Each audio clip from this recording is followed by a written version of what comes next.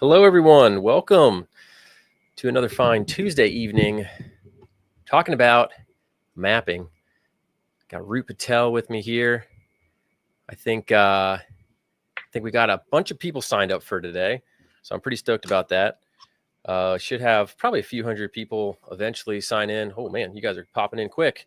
Everybody's on Very time. good. Love it. All right.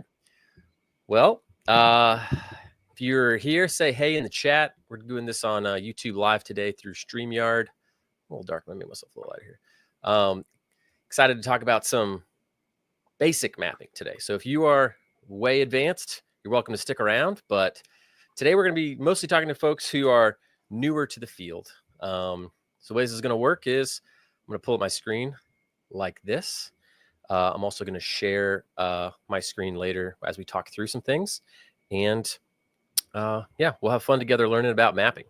Let us know where you're from in the chat. Houston, Texas. Oh, you guys literally are saying, hey, appreciate that. I guess before, as we're getting started here, if you don't mind telling me, I'd love to know what experience you have with mapping so far. So do you even know what drone mapping is? Maybe answer that question. And if you do know what it is, what experience do you have with it in terms of actually getting out there and using your drone to create some type of map, 3D model? Maybe you've worked with a surveyor or engineer on something. Let us know. In the meantime, we can start and I can introduce myself. Well, I'm looking back through these comments here. So normally Audrey from our team is in the chat. She's off tonight. So it's just going to be me and Rut. So I'll try to look through the chat. Rut also has the flu, so he's not feeling super good. He's going to try to hang in there, though. So he might have to bail early if things go downhill for him. But I appreciate him. I'll try my best. Yes. All right, cool. We got Georgia, Kentucky, West Virginia, Columbus, Nebraska, South Dakota, Orlando, Florida, pretty close to me. I'm in Tampa, or outside of Tampa, Lakeland. Denver, yes. North Carolina. Didn't know. All right, so we got a lot of no experience Taco Bell parking lot. I don't know if that's where you're from or if that's where you've mapped. Made a model of their house, commercial insurance inspector. Most people are beginning, newbie, zero, no experience, perfect. Looking to get in the field. Done some solar panel work, just getting started. Okay, cool. So it looks like we are on the beginner edge, which is what we want for tonight. That's what we're going to be talking about. Okay, for the most part. All right. So about me, if you don't know who I am, my name is David Young. I'm the founder of a company called Drone Launch Academy. I'm assuming some of you are at least familiar since you're here. But if you're not, Drone Launch Academy has been around since 2016. And we focus on industry education as it relates to commercial drone use. So we partner with instructors in the field to create courses on things they're knowledgeable about and bring them to you. So we have an intro mapping course, which I teach and Rut teaches, which he's on here. And then we have some advanced mapping and modeling certifications, which again, we partnered with other industry experts to bring you their experience on those. We even have things like drone cinematography, top of Alex Harris. So a bunch of different angles and niches. And then we also do Part 107 test prep. So I'm assuming a few of you may have taken that before, or assuming you have your Part 107 license. That's about me. I've been in the drone industry for about 10 years. I was formerly a manned aircraft pilot, pretty briefly. Switched over to do accounting stuff and then got into drones about 2015. So really I'm at 10 years in the drone industry. Rut has me beat. He's been in for longer. I looked right before this call and we literally had exactly 53,000 students that have taken a Drone Launch Academy course. So pretty cool. 10 minutes before I signed on, one more person signed up. So we now have 53,001. So that's pretty cool. Cool. A lot of those have been Part 07 or cinematography, but we a few years ago started this drone mapping modeling fundamentals course and just launched the advanced course. And, in just the fundamentals course alone, I think we had 1,300 students. So that was pretty cool. And so I think overall, we've trained like 1,500 students, 1,500 on drone mapping. But I'm a FAA advanced ground instructor, private pilot, and obviously a drone pilot. So I've been doing that for a while. These were some cool pictures I was going to share real quick. This was last week. Me and Rut went out and did a map of a orange grove. So this was a survey project that he had for a survey client. We had a company called Wingtra. I don't know if you can see this big orange drone to my left. But Wingtra, they make some really cool drones. They're letting me borrow one for about a month or two to test out some things that they're doing. But we used the Wingtra, did a map of this 80 or 90 acre orange grove. Pretty cool. So that was fun. So that was from that. This is the Wingtra drone. And then this was while we were either mission planning or flying. That's kind of what it looked like on the controller. So just some fun mapping stuff we were doing. All right. And then this is Rut. So I'll let Rut take it away. I'll just say this is a drone that Rut made himself, which is pretty sick. So Rut, give us a little background on you and as it relates to mapping. Sure. Hello, everyone. I'm the CEO of Voyager Industries. I've been doing in this drone stuff for a very long time. I think that's the only thing I've done for a long time. So have experience working in basically almost every industry. Since once the drone industry started, I've been part of it and been very lucky to work all over the country to do and be part of all type of different kind of projects. And I feel very lucky to partner up with David to share my knowledge about mapping and modeling with everyone. So if you have any questions, feel free to ask me. Yeah, Rut's the man. He's done a ton of stuff in a whole bunch of different industries, but lately he's been working directly with a survey firm, helping them set up a mapping program. So he's got tons of hands-on experience, and I have a lot of experience in working with a bunch of other people, but he's out there every day doing it. So cool. So that's about Rut. What we're going to get into tonight, so you know what's on the docket and what to expect. So we promised a few things. We said, let's talk about what is drone mapping. What are like the use cases? Where is it used? How to, if you're not as familiar with it, you might know, okay, cool. You're making a map or putting photos together to maybe create a 3D model of something, but who cares? Like who uses it? What's it used for? If you're not in these industries, you might not know. I didn't know this stuff until probably 3 or 4 years ago. We'll look at what does the future growth look like. I just grabbed some recent data that's based on 2024 actuals. So that was cool and interesting to see it forecasted through the next decade. So we'll look at what some of these, economic forecasts look like. Then this is what we really promised was the 4-step process. We call it from flight to finished map. I like the double Fs. Not going to lie. I asked ChatGPT to give me like 10 good names. Came up with that one. I thought, that's actually pretty good. So we're going to walk through the whole process. What does it look like if you've never done a map before with the drone? What's that look like? There's kind of 4 key steps. We'll walk through what those are on this call. Then I didn't mention this one before, but I thought it's helpful to talk about. I know a lot of you are since you're newer, you're looking into this. If you were to learn this, where would you put these skills to use? So we'll look at the 3 most lucrative drone niches that I found, and that Rut can talk about too, because he's done most of them. And we'll go from least skill to most skill. So if you're just starting out, where would you go? And then what are the opportunities from there? And then we have a drone mapping modeling fundamentals course. So every time we do a webinar, we'd like to just give a discount on that at the end for anybody who wants to jump in there. It's not going to be a big sales pitch for that course. We're actually going to teach you stuff, but I always like to, twice a year, we usually like discount the course. So I think the last time we did this was November. So we're at about 5 months-ish, 5-6 months. So it's about time. So there'll be a deal on that at the end, just for the people that are on the webinar. And then we'll stick around for a Q&A. I'll stay as long as you want. We'll see how long Rut can hang on. If he's not feeling good, he might bail, but yeah, we'll be on for the Q&A. So that's the deal. Let me know, let me know if you guys are ready to roll. Maybe say in the chat, let's go. And we'll dive in. And I will try to look at the chat like in between slides and stuff. Again, normally Audrey's in there answering questions, but I'll try to look. To answer this guy real quick, yes, I will be in Houston at AUVSI Exponential. I'll be there. Come say hi to me. I'll be there the 20th, I believe, and I'm leaving the 21st. I'm only there for a day, so I'll be there most of the day on the 20th. All right. So you are in the right place if, I think we already talked about this, you want to learn about drone mapping and modeling. What is drone mapping and modeling? When you're doing it with photographs, creating a map from photographs, there's 2 sort of key terms that I'm looking for. Here it is, drone mapping. So drone mapping is often called, as a long word, it starts with a P. Does anybody know this word? Let me know. Photo what? Write it in the chat. And I'll wait. I know there's a little delay on this. We have a smart audience today.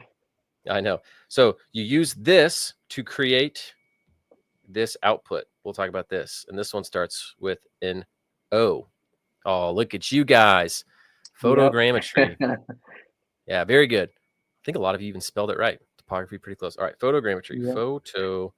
Photogrammetry. Okay. Photogrammetry, big word. Basically, you're taking tons of photos, running them through some software. It finds common points, stitches them together, takes all the buildings that are maybe at weird angles, makes everything look straight up and down, and you're now able to make measurements off of this map. If you go a step further and you're using like ground control points and things like that, you can line it up with the actual real world, and that allows you to overlay different things on it, like CAD drawings or things from construction engineering. I accidentally put this on the screen, sorry. Let's go. Sorry, Lazarus. Okay, cool. Yeah, and you use it to make an, oh, very good. You guys are on top of it. Ortho mosaic. Man, you guys are, maybe you don't even need this, huh? Ortho mosaic image. Ortho I'm mosaic telling is you, you just, got a smart audience today. I know. Just stitching those photos together, create that ortho that I talked about. And the output file is often a geotiff, georeferenced TIFF file. They're huge. Does anybody know what orthorectified means? I actually thought this was interesting when I was looking at these words. Ortho means straight up and down. That's why you go to the orthodontist to fix your teeth, your crooked teeth, to get them straight. So ortho mosaic is everything is straight up and down. You're looking, everything is from the perspective of a top-down straight view. And a mosaic is a collection of sort of things put together. So all those images put together. So cool. You guys have come to a lot of these sessions. Yeah. Okay, cool. All right. So that's it. Rectified. Rectify, I-E-D. Pretty sure that's how you spell it. Basically, it makes, let's say you're flying along and a building is here and the drone is here. It takes a picture. You're going to see the side of that building. But then you're going to come over here and take another picture. So it's going to be, that's how it is able to create some of the 3D depth, because it sees some of the sides and does the math to figure out the geometry. But then in the final map, no matter what perspective you look at, you're looking straight down. Even though if you looked back at some of the source images, you're going to be looking at like the side of a building, depending on how those camera angles were positioned. So orthorectified means everything's straight up and down. Cool. All right. So that is drone mapping. Very cool. You can do that. You go to a party, you bring your geotiff, you pull it up on your phone, you start walking around. Hey guys, check out my geotiff. People are gonna be like, dude, you're at the wrong party. Who cares? So why do you care? All right. What is drone mapping used for? I'll run through a few examples, and then I'm going to let Rut just talk about some of the stuff he's done. So He did a survey mapping job today. I was supposed to go with him to it, but I bailed on him because I had to finish up some other high school curriculum we're working on. All right. So example number 1. Yeah, we can get into some software recommendations, by the way, Brennan. Don't worry about that. We'll be around for Q&A for a while. So the first one is if you're doing like commercial development. This is like construction, civil engineering, construction /civil. So something called takeoff calculations. So for this, you need good absolute accuracy so that you can line up. Basically, if you're going to go excavate a site or do grading for, let's say, like a new development, that's what this picture is here. A new commercial development that was just raw land, and they got to turn it into different flat surfaces with different slopes for the roadways and the buildings and drainage, all these different things. So they bring in tractors, bulldozers, they go flatten everything out and lay different types of materials and compact it to different specifications. But before they go out there, they need to know, hey, how much dirt do we need to move? Mm-hmm. Well, you can take a drone, you fly over that site, you get a topographic surface of what it looks like now, all the different elevations. And then you compare that to what the finished design file needs to be, usually like a CAD drawing, and they overlay them on top of each other. And it gives you some of these type of calculations. Hopefully it's not too blurry. So it gives you a cut, a fill, and a net. So that is, cut is what dirt needs to be removed. Fill is if there's a ditch or something that needs dirt in it to be brought up. That's a fill, and your net is the difference. So this looks like, if you look at this, just for this area they had selected here, a sample area, it says they need to basically cut, so take dirt out of about 405 cubic yards. They needed to put dirt in about 1,500 cubic yards. So if they were going to figure out how to get this site to the level they needed, they're going to have to bring in about 1,111 cubic yards of dirt. They can take 400 from what they already have on site, but they're going to need more to get it to the final finished surface. Okay, so that's one way to do it. That's like a version of measuring volumes and quantities. So they use it pretty frequently in that, and RootWorks in there, helping create topographic maps. But there's just one example of how it's used. This same map could be used to look at something called safety slopes. So on a construction site, they have specific slope requirements that they have to maintain. So things can't be too steep, because as trucks are entering and leaving the roadway to like bring dirt in, if it's too steep, the truck can roll over. Talk to someone that has happened.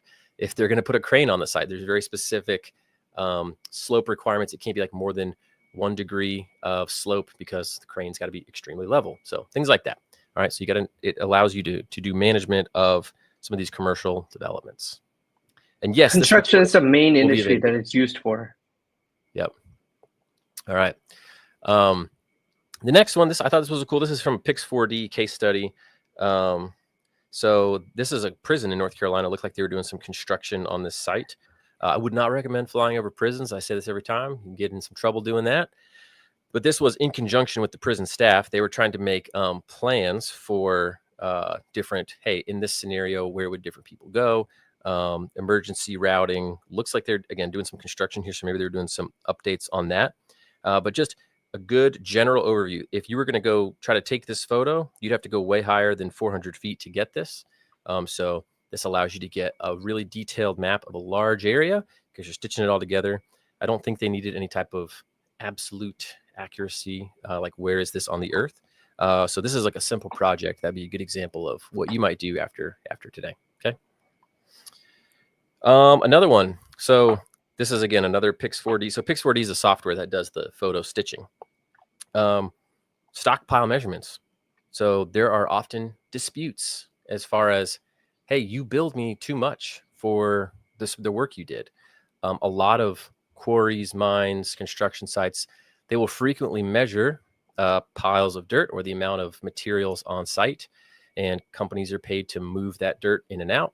And so they say, hey, you bill us every week for the net amount that you moved. And so they can validate that through this. You're going to take, you're going to look at how much dirt was there on one week or month. Then you come back and you measure that same volume the next, and you take the difference. And that was the net amount that was moved. So I can't remember the exact number. It's either millions or billions. You could look it up. It's a lot of construction disputes on like who's going to pay to do the rework, all sorts of things. I got an example from one person who's another instructor in one of our other courses where it was like a surveyor not a drone person, but they didn't get the elevations correct on what they were trying to do. And the drainage that was supposed to connect to a culvert or a drainage pipe didn't match up by like 4 inches. And that was going to mess up. So it creates a lot of problems. Yeah. They either had to completely tear up the road or the surface that had been laid and redo it, or they just had to lay an extra 4 inches of pavement. Either way, it was going to cost money. And there's provisions built into the contract that says, hey, if you screw something up and you slow us down, you have to pay a certain amount every day that you haven't remedied the situation. So it can be pretty serious money involved in this. So it's also used in mining a lot. What you give an example of this stockpile measurements, they use a lot that for mining. So every week they have to calculate all the stockpile measurements on the mine. So it's used a lot in mining industry. Yep. So just some cool use cases there. And again, if you're answering questions, I'll do my best to stop after certain sections, pull them up and answer your questions. And if not, I'll be around the Q&A at the end. Another one is building inspections. I think this is really cool. So this is more on the 3D modeling side of things. So this is from our buddy Ted Strazimiri. This is an old building in Canada that he was hired to do as a detailed 3D model. It's like a historical structure. They got really, really detailed 3D models for it so that if they ever needed to replace something or preserve a piece of it, they would be able to do that. I actually just saw on LinkedIn that a company was hired to do basically the same thing, but for the is it the National Cathedral in Washington, D.C.? I used to live up there. There's a big, like Notre Dame looking type cathedral in Washington, D.C. that's really old and historic. And I think they said they got like 8 million or 8 billion like separate data points. They did some crazy scanning of it so that way it could be preserved exactly, because there were earthquakes in DC at one point and it like broke a lot of the things on the building. So this way they have the exact replica of what was there so they can recreate that stuff if they need to. So this is a lot in historical preservation. Ted also does a bunch of bridge inspections using the same process. So photogrammetry is the same thing, but instead of just like mapping a flat surface, he's going around the sides and then above the top. But you can see this is like a digital representation. And then you can go through and, he found a cracked tile. And so they mark all those things in an inspection report. So pretty interesting. So that's another thing you could do is building inspections, facade inspections, bridge inspections, any type of infrastructure that needs to be looked at, especially if you have to go up high for it. This can pay off a lot. Okay. For this 3D model, let's see, answer some questions.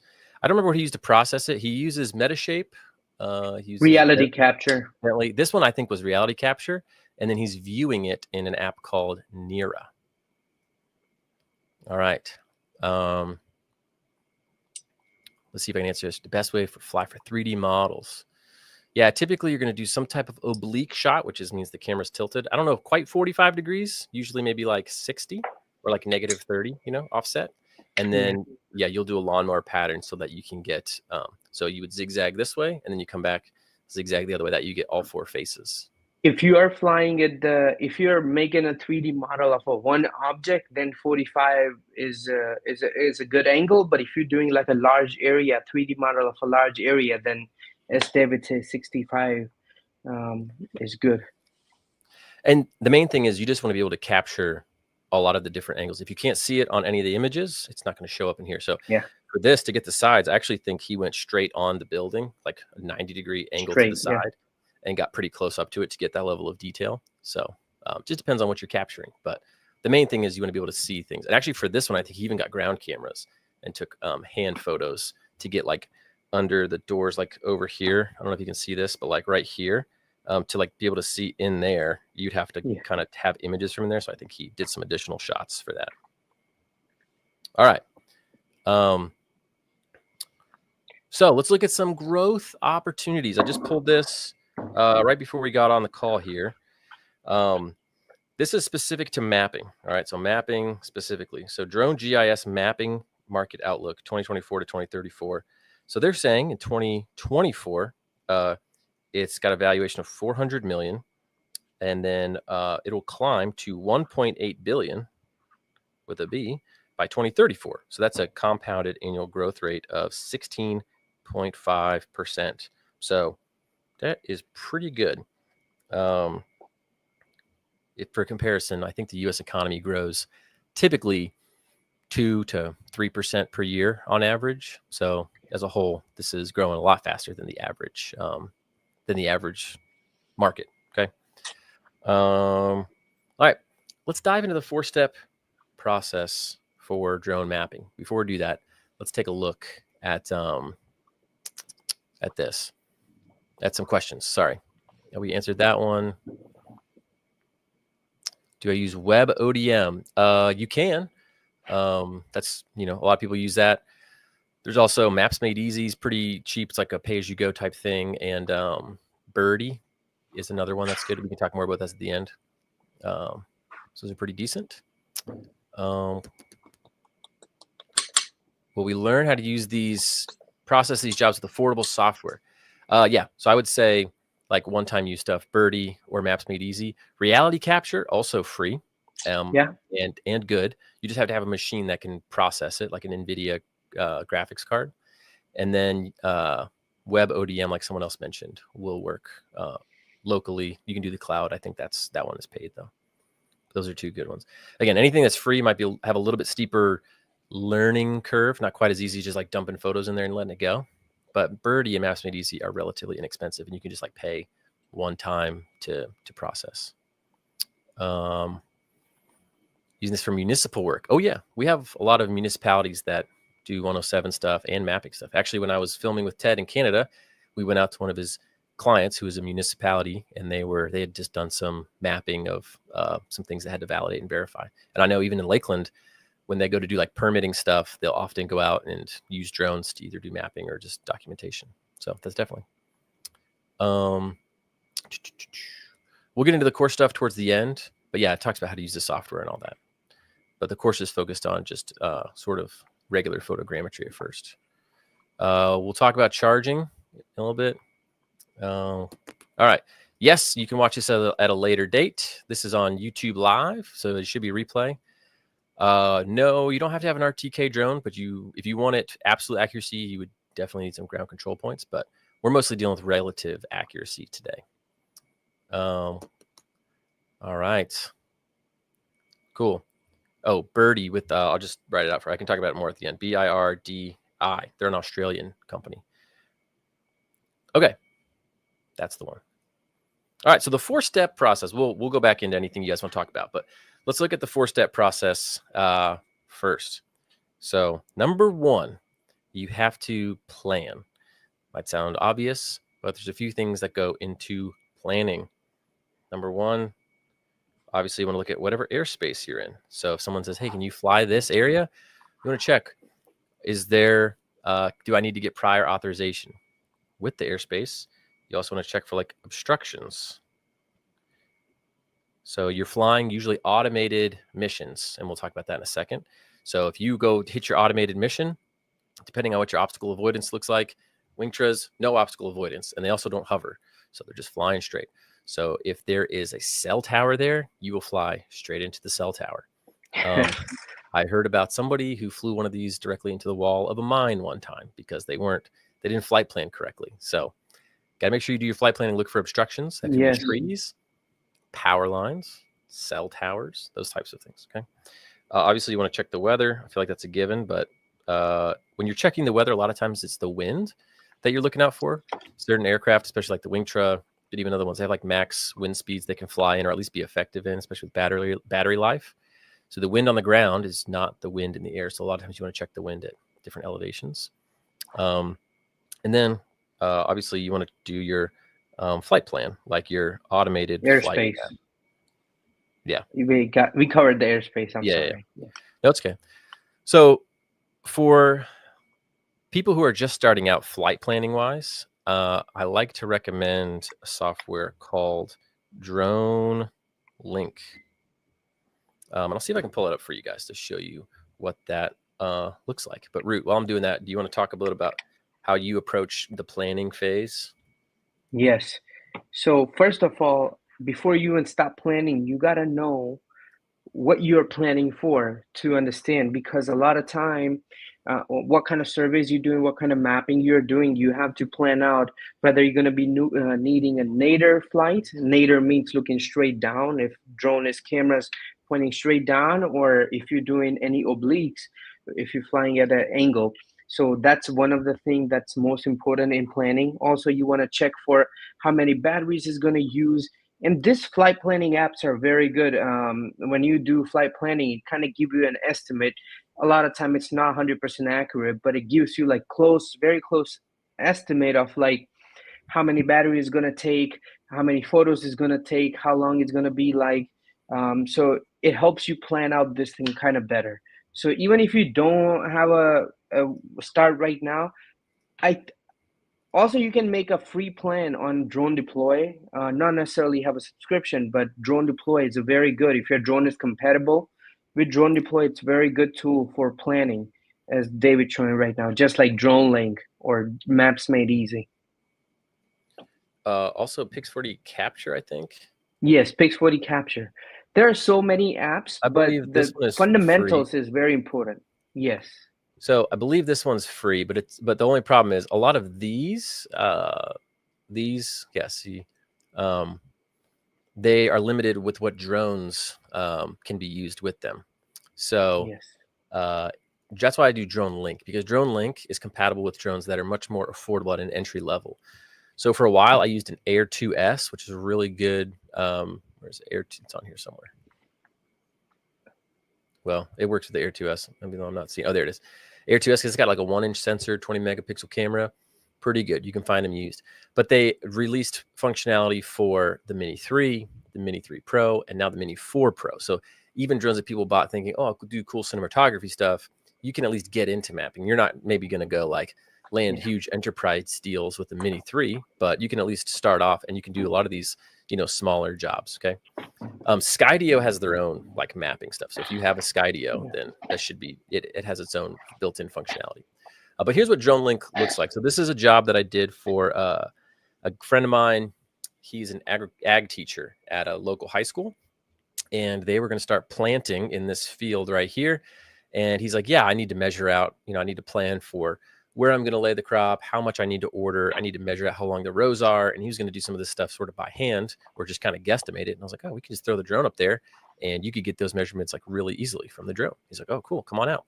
So I went out there, and this was like such a small area to map that we ended up, like if you look, see how long this would take. So this whole area we mapped was almost 16 acres, and it only took 15 minutes with the Air 2S.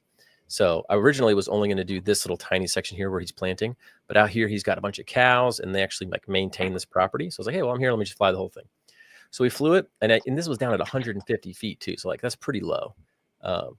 So this is what the flight planning looks like in Maps Made Easy. If I wanted to like create another map, let's say this parcel, I think they own that too. I could do add map, and I could say I want a map right here. Click. Let's say current version. All right, so now I'm in here. So then I can just edit my, sorry, I'm kind of constrained here. Let me open this up. I can edit my waypoints and go here. I could do like this. This is actually connecting to my other map. You can see that it's going to finish here, and then I'm going to fly over here and finish that up. And then you would just adjust like your altitude. So something called GSD, ground sample distance, right here. That's essentially the resolution of your map and how accurate you're going to be able to measure once the map is done. So typically 2 to 3 times your GSD is how accurate you could say your map is. So if this GSD is 0.97 inches per pixel, because you're measuring like pixel to pixel when you're measuring within the map. So this is within about 2 to 3 inches of sort of accuracy that I could measure out in. And for him, that's good. He's just looking for like how many feet is this row of stuff. But in order to increase that, or to, I guess, decrease the GSD to make it more accurate, you just fly lower. So if I said I'm going to fly this at 100 feet, there we go. It updates now. See, it's like a lot lower, more rows. And now I got 0.34 inches. So that's about ½ inch to 1 inch of accuracy there. Oh, my camera's dark. I'm still here. There we go. So this is what it looks like. So you can change other things in there, other types of settings. Like we had talked about the camera angle. This is straight down, but let's say I wanted to get some side perspectives. I could do -60. That would tilt my camera a little bit. But you plan all this stuff in, and then you can save it. I got some advanced stuff turned on here, but you can save it, done. And then I go out there and I can pull this up on my phone, connect it to my Mini 2, which is over there, and I could hit go, and it would go capture this data and store all these photos on my memory card. So that's sort of what the planning looks like. And no matter what software you're using, it is very similar to this. Like me and Rut last week went out with this Wingtro, which I don't know how much these things are. I think they're like, just for the airframe alone, I don't think it comes with a sensor, like 20 grand. And then I think with this, the airframe is 20, the sensor is like another 24, 25, and the LiDAR is like another 70. But but even with something like this, like they give you a tablet and you're doing this, you're drawing like a polygon. It's got its flight lines. You're giving it an altitude. You're giving it overlap. So overlap is the pictures. It's going to take pictures along the way, and those pictures need to overlap on top of each other. So that way, and I'll go back to my other screen here. It's easier for me to draw on this one. Your photos, they need to overlap on top of each other, like this. So picture number 1, you fly forward, 75% overlap on the next picture, then 75% overlap on the next, and then it's going to come back around, and then it's going to do side overlaps. Like you're going to get all these like tons of images that overlap, and then what the software does is it looks inside these images for unique fingerprints, collections of pixels that match, and it says, okay, this is the same location on the ground or on a building in all of these pictures. So it sort of like connects the images at that point, and it finds usually hundreds of thousands, if not millions, of tie points. Some softwares call things different things, but most of the time they're called tie points. And that's what it uses to sort of reconstruct your image. So the more overlap you have, typically the more tie points and maybe the better map outcome you're usually going to have, unless you're mapping an area where if you were to get really close like that, or I guess if you were going to fly really low to the ground would be more of it. Like you're not going to get as many distinguishable features. Let's say you were going to map snow. Everything in the photo is going to be white. So the software is going to get confused. It's not going to know where to connect things, or like over trees. Sometimes Yeah, or water. Well, water moves too, so there's no consistency from image to image. It needs things to be relatively non-moving, and it needs to be able to find unique characteristics in those images to connect them together, right? So that's sort of the flight planning aspect. And there are different things to consider. Normally, you're going to you're going to see it in this row type pattern like this. It's called the lawnmower pattern, and these images are all going to overlap. And then if you're doing like a 3D thing, you might do the same thing going back this way, so you can sort of get the other sides of the building. But most of the time, if you're doing like a 2D map, one pass is fine there. Okay. So that's how I would plan it out. For apps, like checking the airspace, I like Autopilot, Pylot. That's what I use to get my airspace authorization and stuff. Yeah. I use the same. It works perfectly every time. Yeah. For weather, I use UAV forecast. I pay a little bit for some extra data. It's like $24 a year. Yeah. So Very this will good. tell you I the use winds at like 33 feet, 100 feet, 200, 400, because you might be flying anywhere in here, and the winds could be significantly stronger up here and in a different direction. So that's nice to have. Obstructions, I mean, honestly, just look at Google Earth Pro or just Google Earth. And there's also, you can like, there's some data set that you can put in on top of Google Earth that has all the towers built in, like, but usually you can just see that on Google Earth. So I would just look at it ahead of time. So that's sort of step one, planning. All right, let's move on. Next, fly and capture. Before we move on, let me look a couple questions here, see if anybody's got questions. Let's see. I've only used mapping on the RC controller. Yeah, I mean, you can do the controller. A lot of times it's just sometimes easier. You got more screen real estate if you do it at your house. Just easier to kind of figure out where you want to go. A lot of times I'll plan it on the computer, and then when I get into the field, sometimes I'll make adjustments based on what I see or if I need to change some settings. I don't know if Rut, you got a different. No, I think if DJI RC controller pretty much has everything. I don't see any software that has significantly different than others, but basically all fundamentals. That's what you need to know. The flight pattern, how you're gonna fly, the angle of the camera, the overlap is very important. So those things are same across all the platforms that you use. So if you're using RC controller, I think that's perfectly fine. I use RC controller with the Mavic 3 Enterprise. I've used RC controller with the big LiDAR drone that we just flew, and it works just fine with it. So no need to worry about that. But yeah, if you understand the basic of it, doesn't matter what app you use, you'll be able to use it. For this, if you're not processing the map on your computer, honestly, any computer will do. It's like as if you have an internet connection, because all this stuff is just done online. So other than that, you're just uploading photos typically to the cloud. Yeah. Overlap, generally I see mostly like 70 to 80% is usually kind of standard. So so you don't really set a number of pictures for it to take. You usually set the overlap, how much you want it to overlap, and you set the altitude, and that, because that affects your GSD, like I talked about, and then that will end up determining how many images it takes, and it'll do it automatically. I don't think Autopilot creates a NOTAM for you for your operating times, but it does put it in there so the FAA can see that you have an active mission there. Let's see. Yeah, Paul said yeah. Oh, he said 675, 65. So 3D models higher, yeah. All right, cool. So that is, let's see if there's anything else. Yeah, so that's the most common pattern for like doing like, not stuff with a ton of elevation data. Usually double grid is only when you need more 3D reconstruction. I mean, you certainly can do it. It's just twice as much flight time. So it depends on if you have 2,000 acres, to do. Doing a double grid is going to take you 2 days instead of one. And mostly people are trying to be efficient in the field, All right. Cool. All right. Let's talk about flying and capturing. This is honestly pretty straightforward. So I was just going to show you, I have in here, give me 1 second. I'll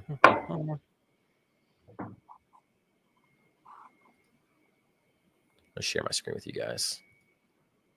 I'll show you something me and Rut did in the, oh, hold on, wrong one.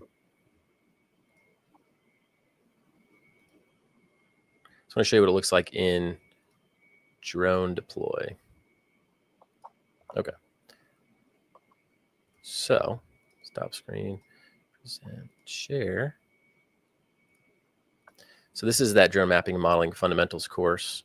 Yeah. If I actually go down to when we did this walkthrough, oh, here we go. Flying your mission, collecting your data. So we did a parking lot map for someone. So this is what it looks like. It'll just be flying the mission. You're going to see it going. Usually be like progress bar. Again, these all look the same. Wingtra, well, Wingtra, you can't see the images as you go, but like the new Matrice 4 looks similar to this. It's going to have a progress bar. This is drone deploy. Drone link looks pretty similar. It just shows you where you are along your path, shows you an image of what you're capturing and how much longer you have to go. And typically all these, if you have a bigger one, it will return to home, so you can swap a battery out and you can click start again and it will return your message, your mission. So that's essentially what you're doing. That's not super hard. When you're collecting your data, you're generally just looking out for air traffic at that point to make sure you're not going to hit anything. So things to be aware of, watch for other planes and listen because you'll hear them. Because sometimes planes can come over lower than you think, especially like helicopters. Planes aren't necessarily supposed to be flying lower than 500 feet. If you're in rural areas, they can. So just watch and listen for other planes. You might have to stop the mission at that point and then pick it back up where you were, see and avoid other aircraft. You're going to be, watch your, just watch the controller and the drone for like your battery swaps, for your battery life. Make sure that's going well. Sometimes things can mess up where it's, maybe the images aren't capturing correctly. And there's just some basic field stuff too, like with your SD cards. Can't tell you how many times I've like gotten out there and be like, oh crap, either don't have an SD card or I thought I was in the drone or I don't have enough room on the SD card. So always just bring out a fresh SD card, fully formatted, so that, you're Always good to have one in your pocket. That happened to me today when we were flying LiDAR. I flew the whole mission and I downloaded, plug it in my computer and saw like can't see anything. It's only one 1 KB file. So I had to put a fresh one in and refly it. And it was terrible, but it happened to me today. Oh, wait, what happened to you today? When we were flying the LiDAR mission today, I flew the whole mission, landed the drone, and when I plugged the SD card back into my computer to download the data, I always do this on the site, and there was nothing in it. It was corrupted. So I had a fresh SD card in my wallet. I put that one in, recollected the data. It worked out fine. But hey, even after flying for 10 years, it happens. It happens. You never know when your SD card is going to get corrupted. So always have the best SD cards. You buy the best quality of them and have few off with you every time. I keep one in my wallet, one in my backpack, always. So yes, very SD fresh. cards. Another thing is you're going to get out there, you're going to go take off and it's like, oh, firmware update. Yes. And then that's going to take 30 minutes and you're just going to be sitting there in the sun being like, oh, make sure you don't have any firmware updates to do that the night before. Charge all your batteries. I can't tell you. Also get out there and be like, all right, ready to fly. Oh, I thought these batteries were charged. They're not. Okay. So charge your batteries. See if there's anything else we had listed out in the course. I think that was mostly it for the flight prep, equipment checklists. Yeah. So, I mean, that's basically the gist of it. But then otherwise, you're going to fly it. Make sure you check it to have your images. Just scroll through them. You should see the drone, like you should see the images like moving as you like scroll through pretty quickly to like you can see the overlap going. Okay. And typically you want to take all those files, dump them in their own folder, count how many pictures you have. You can compare that to what your software said. So like I could go back to DroneLink and I said mission estimate. You can't see it right now, but I'll just tell you it says photos 476. Okay, so I know that.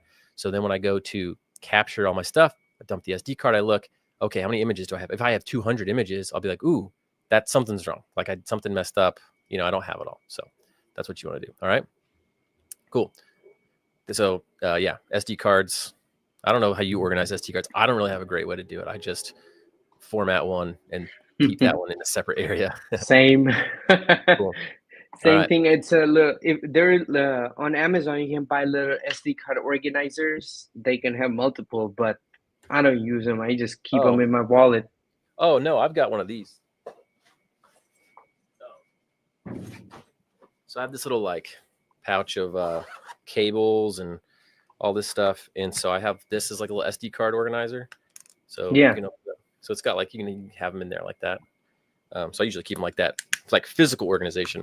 I don't like label them or anything, which probably should. So, all right, that's flying and capturing. That's all the advice I can think of on that. Unless you got anything else, Root. Somebody mentioned another thing. What was it? Flight Radar 24. Yeah, Flight Radar 24. David, that's the app where you can see the planes flying live. Yeah. It's a great app. It's So we're basically takes the ADS-B data yeah. on it. It tells you right away. So we were flying the Wingtra and we heard like, and we're like, uh-oh. The Wingtra guy was like, ah. So we pulled it up and we could see that it was several miles away and it was fine. Yeah. So cool. All right. So that's flying and capturing. Next thing you want to do is processing. So there are two options, local or cloud. Okay. Local, you're going to need a decent machine like DC. You need a PC, no Macs. I wish. You cannot process anything on a Mac. I literally have a desktop computer down here. The only thing I do on it is just for processing. Or you could do cloud, which is basically you upload the images to someone else and they process it on their server. You just give them all the images, any other information you have about like control points, anything like that, and they do all the processing. So I know you guys love to talk about this and have questions on this, so we'll talk through some software options, okay? So for the cloud ones, I'll go cheap-ish, cheap/pay-as-you-go. Oops, that's not a P. I'll go pay as you go. Is Maps Made Easy. That's the example we do in our course just because it's simple. But again, they're all very similar. You're just putting images, maybe selecting your coordinate systems if that's something that's relevant to your job. Maps Made Easy, Birdie. Wow, I can't spell today. Birdie.io, Australian company. They're very nice. They've donated some stuff in the past to us, which was kind. So they're cool. I like them. You can also do the Pix4D Cloud Basic. I don't know if it's called Basic. Is it called Basic? Pix4D Cloud, maybe like standard. I think this is like $59 a month or something. So it's a monthly charge, but it's kind of like pay as you go because it gives you a certain number of credits every month that stack up and you use those credits. So it's like pay as you go with a minimum, so to speak, but you can stop it and start it. So if you can pay for it 1 month, get some credits, and then like not renew. You know what I'm saying? Or you can like buy extra credits for whatever your job is. So this is a strong, so Pix4D is a better processing engine, I would say, than these two, at least the last time I tried. Like I had someone try to reconstruct a building in Maps Made Easy and was having a lot of problems with certain areas, like around the balconies and awnings. And I ran it through Pix4D Cloud, my account, and it did it perfectly. So that's that. And then the advanced is if you need like GCPs, ground control points, absolute accuracy stuff. GAC gets more expensive. That's more like somewhere around $250 a month. Other cloud-based ones are Drone Deploy. I think you guys are familiar with that. Propeller. That's more of like a enterprise one. Propeller.aero, AERO. They're Australian as well. I know some big construction companies that use that. Am I missing any? Virtual Surveyor is a wonderful software. That's a local one though. They don't do cloud processing, right? Yeah, that's true. That's true. But that is good. So we'll talk over here. So local is you could do Pix4D for the mapper. That's getting phased out kind of though. So Pix4D mapper / Pix4D Matic, probably the more recent one. Web ODM. Actually, it would just be, I think, is that the web version? I don't use it too much. I think it's called Open Drone Map. That's ODM. I'll just call it Open Drone Map. I know they have like a cloud version, or maybe Web ODM is when you install it from their servers. Maybe someone else can educate me on that, but I know that a lot of people like to use that one. That's local. DJI Terra, I use that. So that one you can only use with DJI drones. But if you get, let's say you get like a Matrice 4, it comes with a year license for DJI Terra. So that's pretty cool. So that's a good processing software. You mentioned, did we do virtual surveyor? Virtual surveyor. That one's actually pretty affordable, right? I mean, It is $250 a compared to month. others. Actually, their base is $150 a month. I Okay. don't know if you can process. You might be able to process that. They have a free version too that you can like import files to and mess around with. So Yeah. we can look at their pricing, but it's somewhere in that range. Yeah. But what it can do. Reality capture. Oh, thank you. Oh gosh, yeah. Why did I forget that one? So this is local cloud. That's free. Yep. And there's Reality. also called Zypher 3D. It's also a wonderful new upcoming thing. Reality Pay as capture. you So that's go. a lot for 3D models, but you can also do photogrammetry like maps. Basic photogrammetry with it. Yes. Yeah. Okay. So I'm on the. So yes. So you can view stuff in Virtual Surveyor with a free account. You can like draw points and lines and do point clouds and stuff. To process the photogrammetry, it's $150 a month. So that's probably I mean, if you're doing this stuff, that's a pretty good deal. Okay. All right. So that's processing. The process of processing, if you are unfamiliar, let's see if I can walk through some of it here. Oh, sorry. Let's see here. Processing your data. Present, share screen. Where'd it go? Oh, here we go. All right, y'all see that? So this is what Maps Made Easy looks like. All right, so we have our folders. I literally have one called To Process. You're gonna it just needed one image to check to make sure it was like the correct format. You don't have to do that with most photogrammetry processing software. You just dump them all in, and it grabs it. You're gonna say, it asks you what you want. You say the name of the job. I'm just going to go quickly. You're selecting all the images. It is now uploading now it's uploading all the images. They do it on like a point system based on like gigapixels. So 79 points. I had a bunch of points. And then it will just upload. And then once it has it, it'll start processing it. It shows you every photogrammetry software is basically the same. It shows you where the geo tags are on your images, like the position data. So you can make sure that's another way to verify I've got all the images. Like if you see only half of these dots on the screen, you'll be like, ooh, this doesn't look right. It looks like some of my images are missing. So you upload, it uploads them all, and it says, all right, it was processing, check back later. And then you can check back later, and you can have it. Again, this is like a similar process no matter what photogrammetry software you're using. Rut, do you want to say anything else on that? I was going to try to log into another piece of software to show them. No, I think that's it. All right. So next, we did process. Next is, so I got to jump at. It's hard to click. I got to do a lot of clicking to share back and forth between my screens. Analyze and deliver. So you're going to take that process data. It's going to give you a map, and you're going to be like, cool. What do I do with this? Right. So this is where it depends on who you're working with or what you're doing. The examples that we use in the course that we have is one of the projects.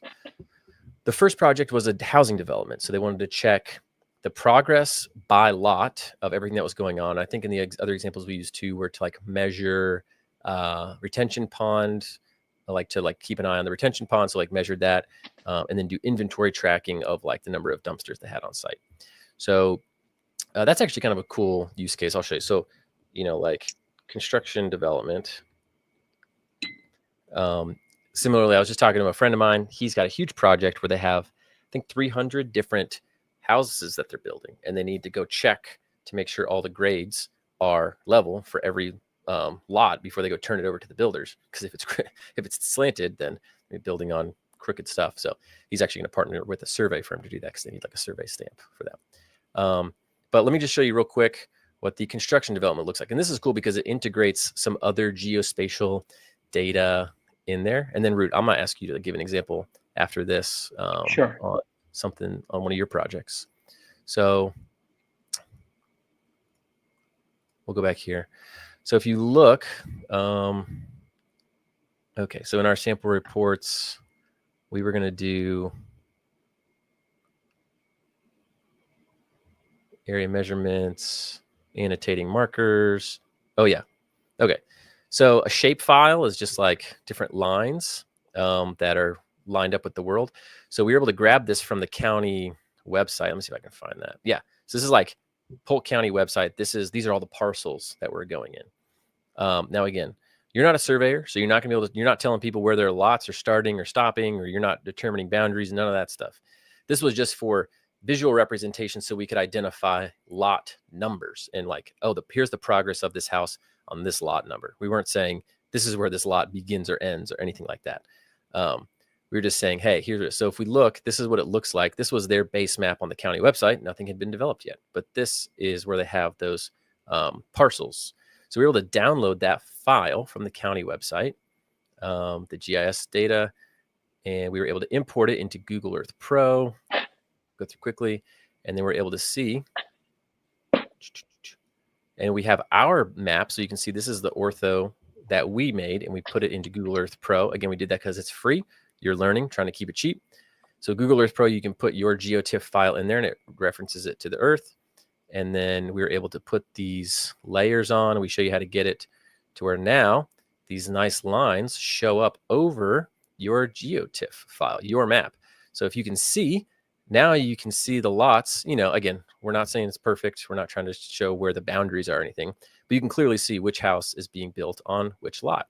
And in our sample project, we made like a spreadsheet to say, okay, this house, these lots are either finished, or if you click in, you can see the lot number.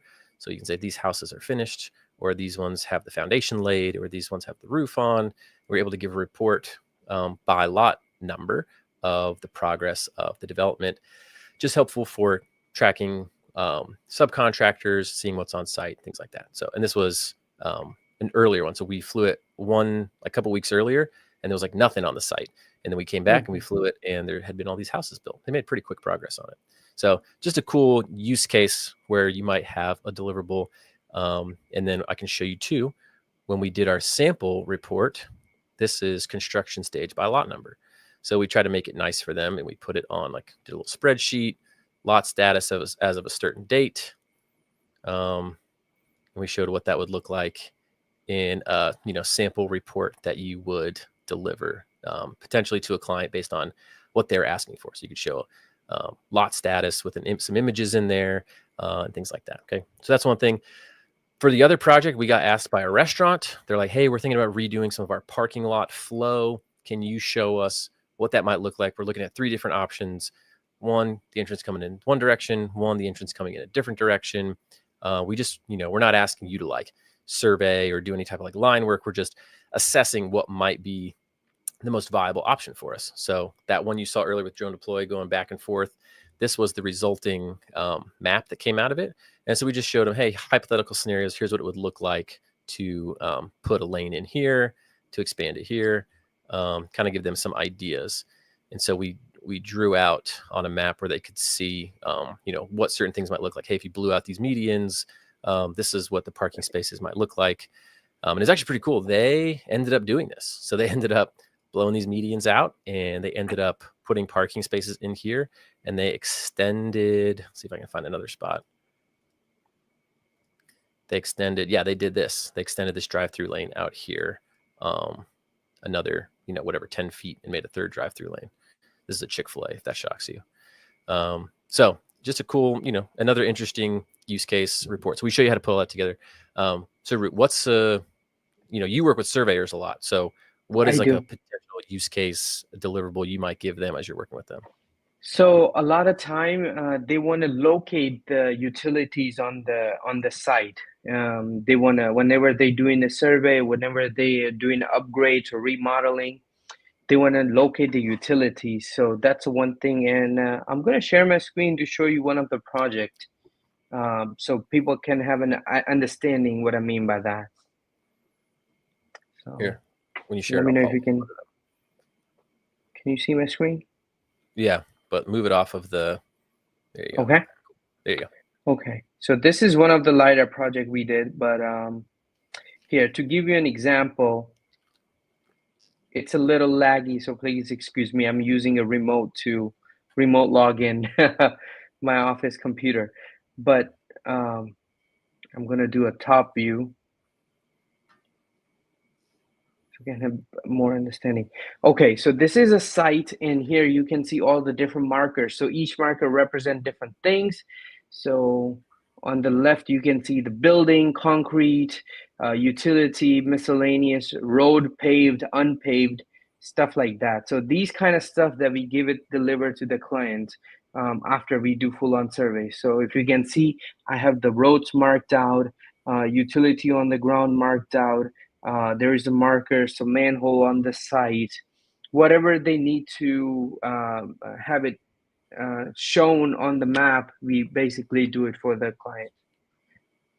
And this is another project. Let me show you real quick.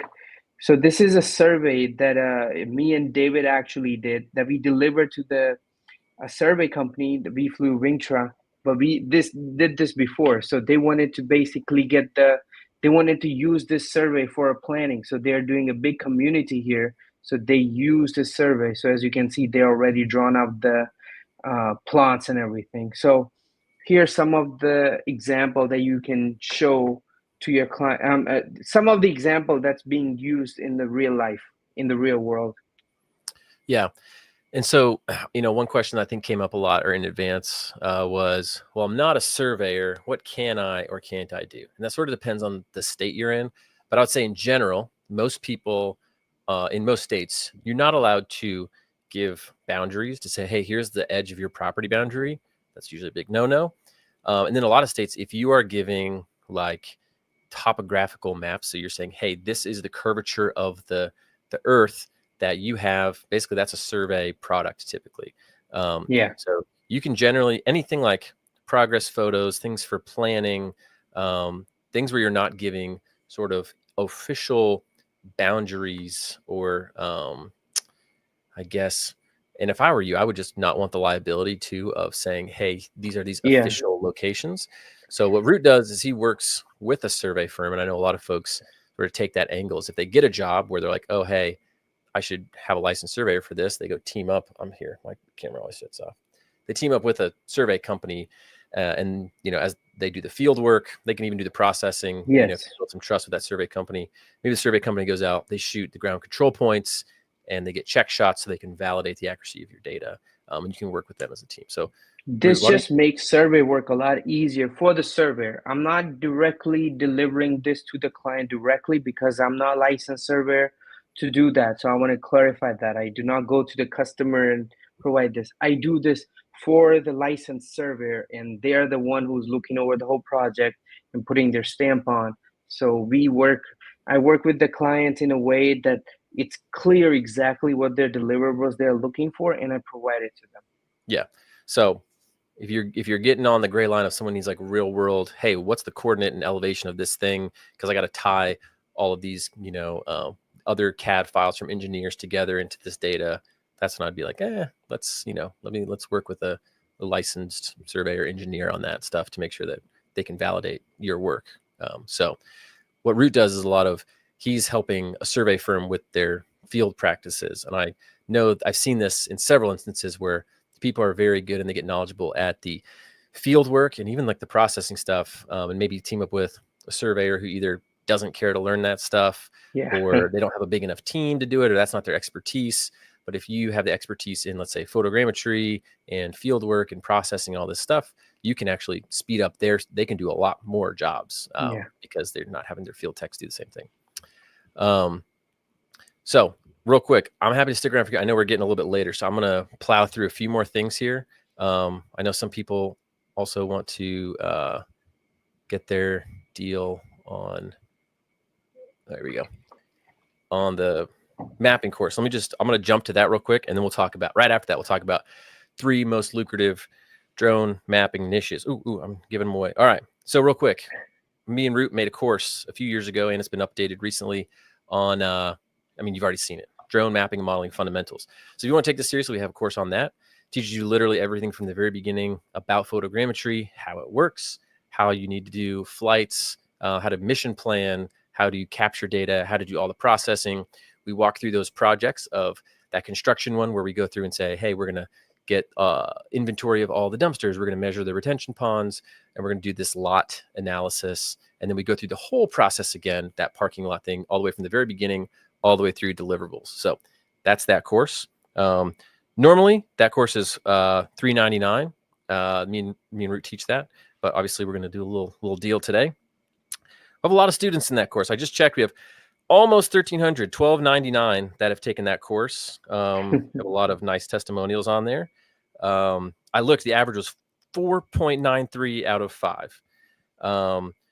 Couple nice folks on here, they said, hey, I would like this. I love this course, real world application.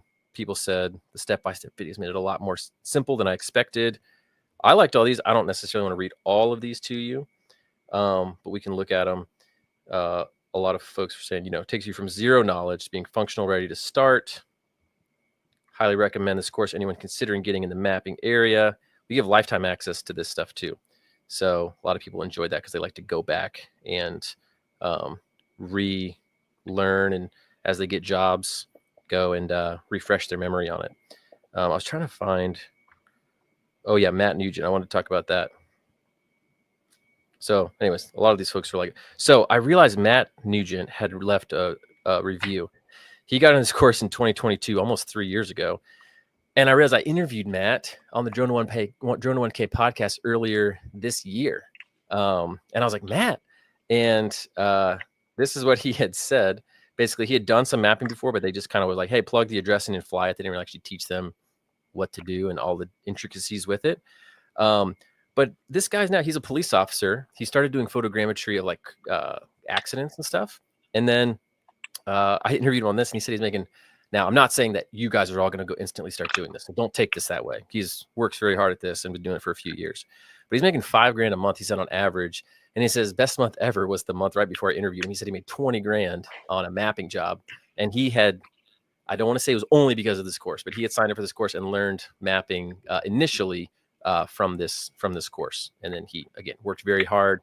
I'm not going to say, oh, you take this course and you're going to make $20,000. But I'm just saying this is a really cool example of somewhere out there. So a couple other courses that could help you are like mini courses. So how to take progression shots.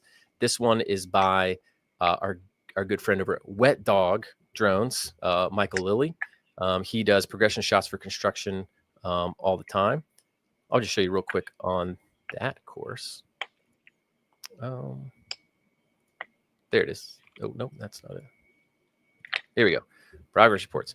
So this is him. So he does construction progress stuff all the time. So you can use orthos for this. And it shows you over time giving updates to construction companies. So he shows you how he put his reports together on that. So similar to what we covered in the course, but just in another example. And you can see how he does it. But he goes through this is, again, a shorter like mini course on that. The next one, so that course is normally $100, that mini course. This one is me interviewing Rut and him walking through a course on how he got his construction clients when he first started out. So going different use cases, what kind of knowledge, deliverables and pricing, who you need to know, how to network with them, how to just like walk on sites and knocking on doors. That's how Rut did it initially. So that was another course that would be normally, $99, but we're going to throw it in here. All right, cool. So that's progression shots, landing construction clients. So normally these would be $399, $99. So if you were to buy all these individually, $597. The deal we're doing is $150 off the mapping fundamentals course, and then I'm gonna give you this one for free and this one for free if you sign up. All right, so basically you get all those for $249. If you're to do the math, that's almost 60% off. And again, we only do this about twice a year. So if you want to get that, you can go to mappingdeal.com. And if that link doesn't work for some reason, you can use the promo code. I think it's springtime is what I made it, because we're getting into spring here. If it's not already springtime. You can just go to our website and find the course and enroll that way. So this deal, you get lifetime access to the course, all updates.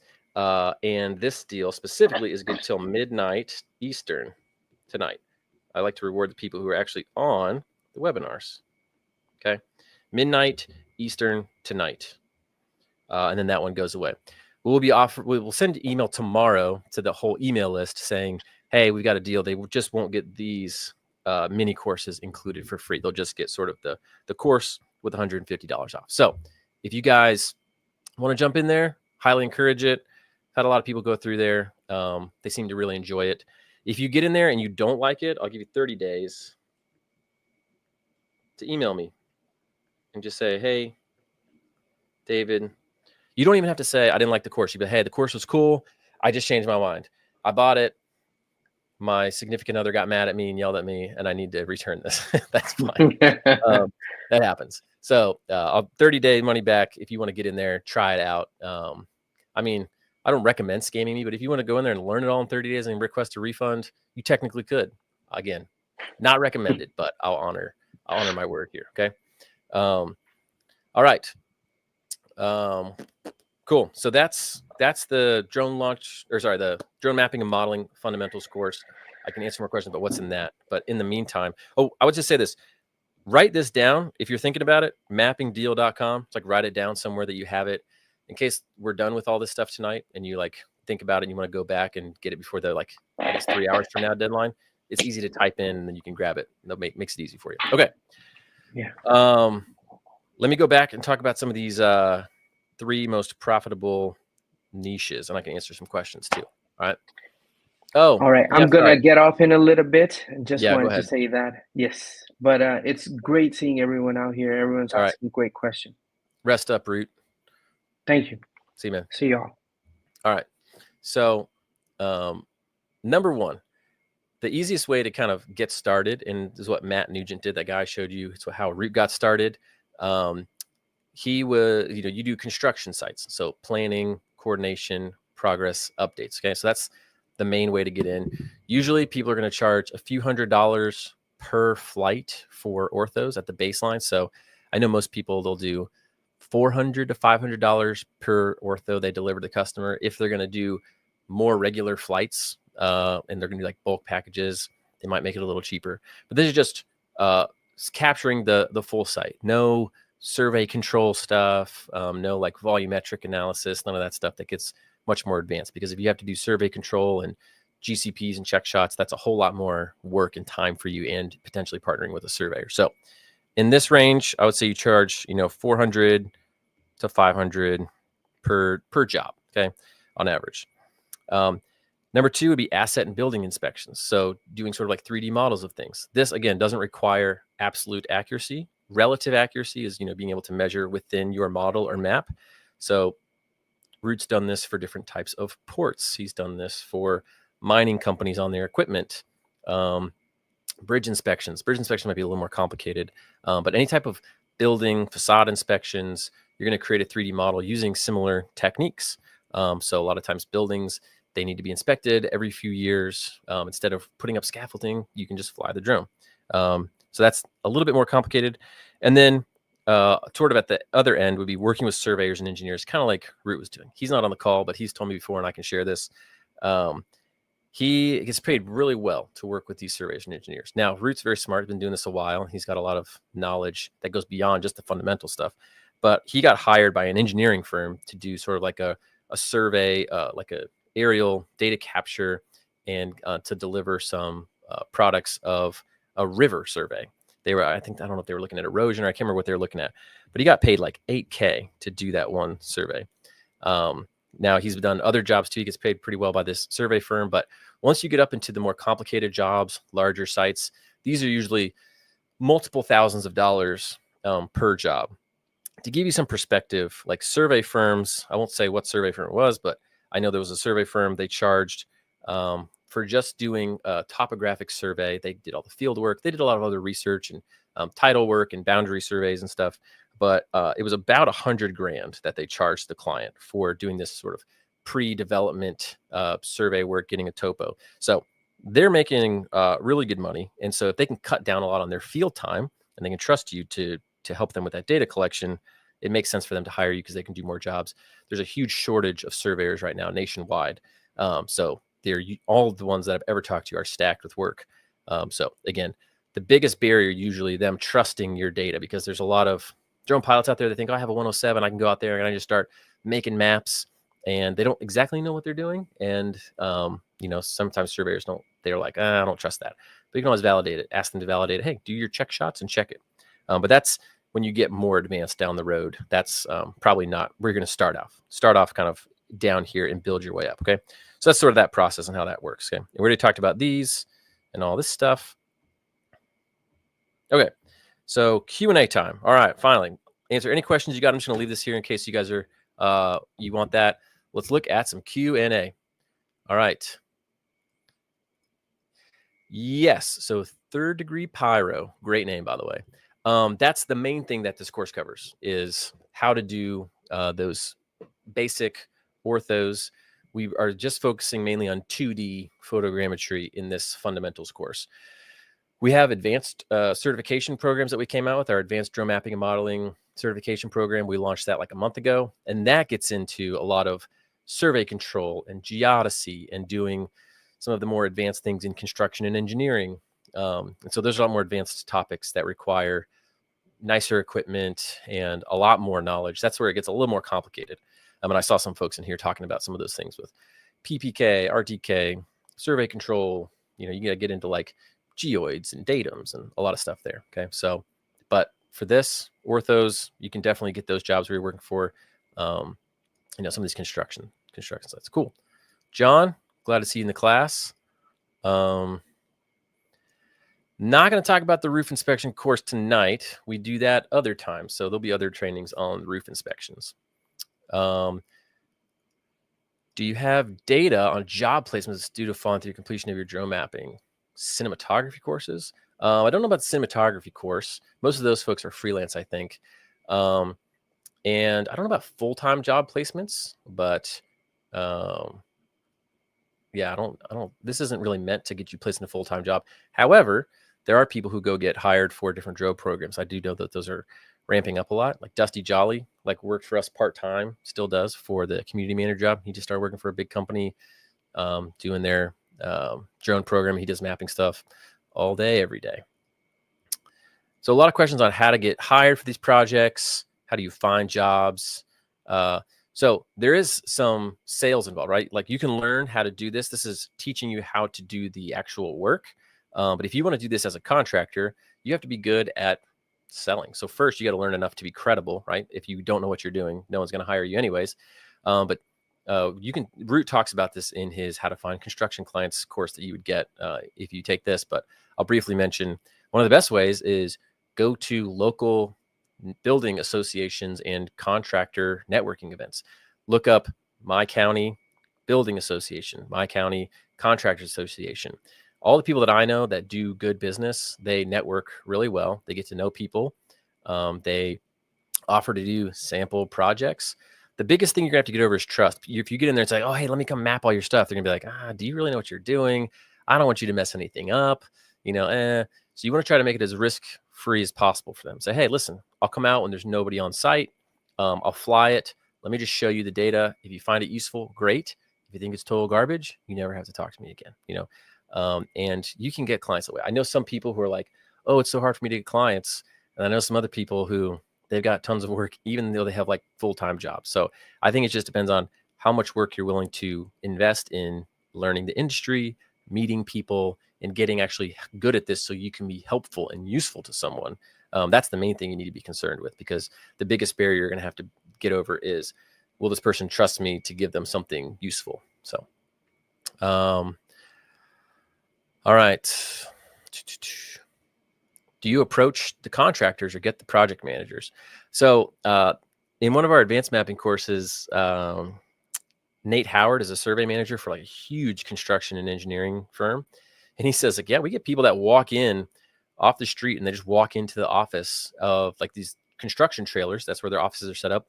And they'll walk in and they'll just start talking. And he's like, we've actually hired full-time employees that way that came off the street and were like, started talking to us. And we're like, well, do you want a job? We actually need, these people. So people got full-time jobs that way. But honestly, Rut will tell you that's how he got a lot of his construction jobs. He got his OSHA certification so that he could actually go on job sites and not be like a big liability to them.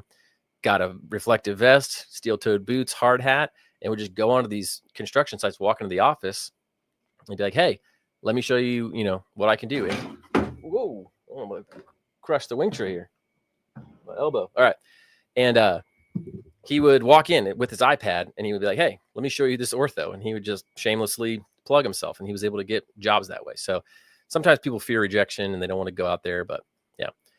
All right. Can I use an Air 3S with waypoint maps? I haven't done that. I think that's possible. I don't think it's ideal. But I have heard people can do that with the waypoints. It's just more rigging you might have to do. But typically I like to tell people to go with Drone Link because that's going to give you the best result. Okay. Sounds like we got a few advanced course folks in here. Nice. Yeah, if you don't know how to do basic photogrammetry, I wouldn't recommend doing the advanced courses. It just assumes that you know everything in the fundamentals course first. So if you don't know anything about drone mapping, this is the #1 place to start.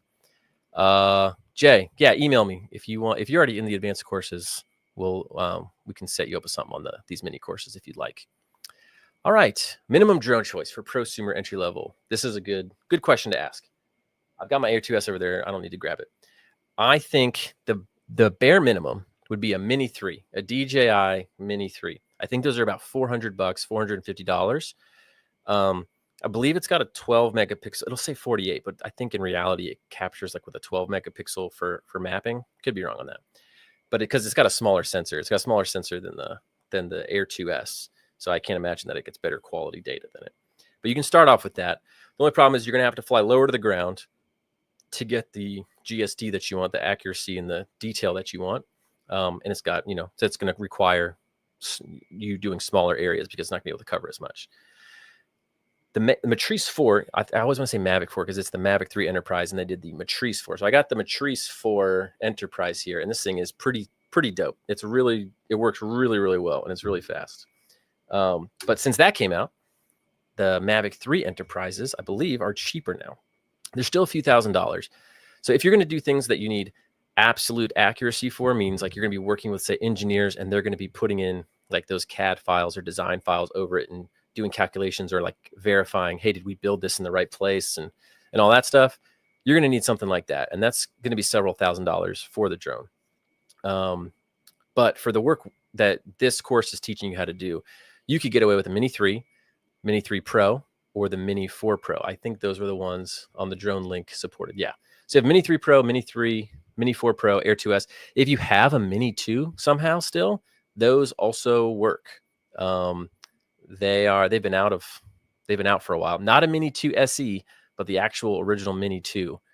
Even Ted Strazimiri teaches our advanced like 3D modeling course that's coming out in like a month or two. He's like, yeah, if it's like a small parking lot, they do some parking lot analysis sometimes. He's like, yeah, we'll just throw a Mini 2 up and throw it out. He's like, that way, just, if anything happens, I don't want to put my super nice drone in the air for a really small area. So people still use those drones. Okay. I can only use US made drones for work. Other than Skydio, what drone would you recommend that won't break the bank, still be able to work with all these mapping software? I believe, I got to be honest, I have not used Autel drones much, maybe once.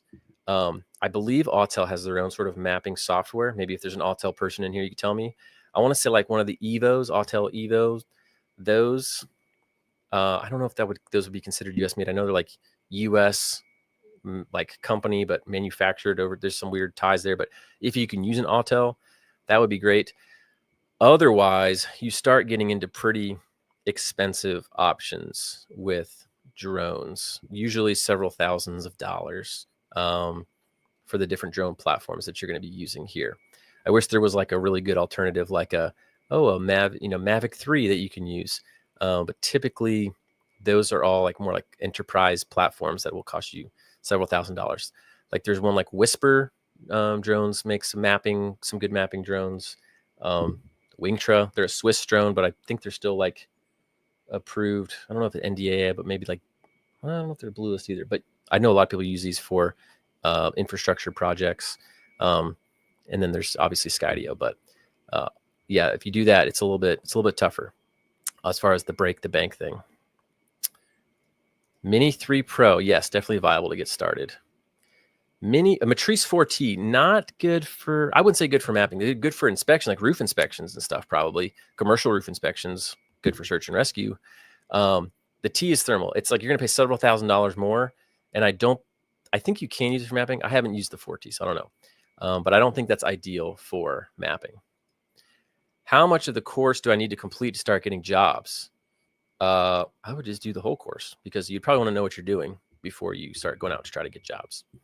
Also, for those of you who are asking about the 107 course, the Part 107, if you want to do that, you can get 50% off of the our Part 107 course. If you want to take a course, you can study other ways. I'm not trying to coerce you into it. That would be like $99. For our Part 107 course, we have like a system where you can pass in 7 days if you put your mind to it and study. Give you like a study plan, all the videos there, practice tests.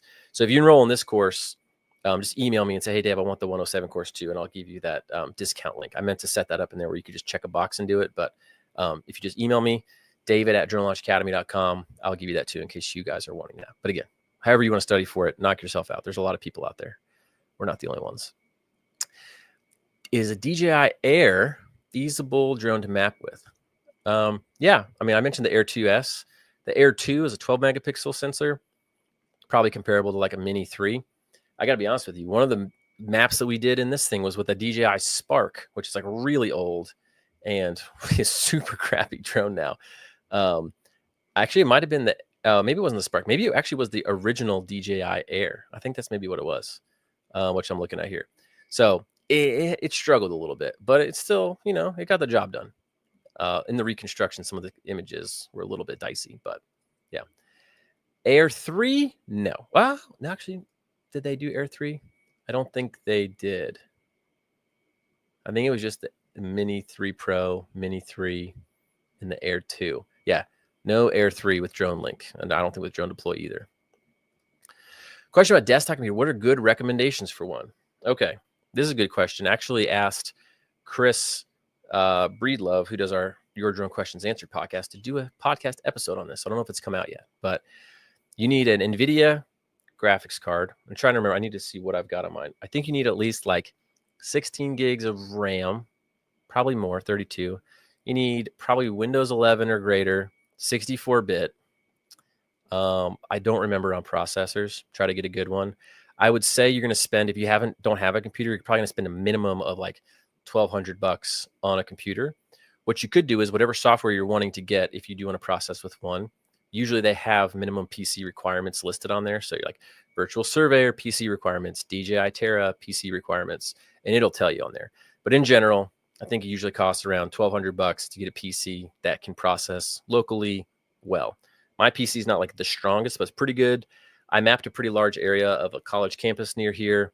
I think it did the just 2D map in about an hour. And then the 3D map of like elevations and all that stuff, it did in 8 hours. I'll let that run overnight. So if that gives you any type of proxy for how that would work. Researching the interface between state level licensure requirements versus doing mapping at this level only.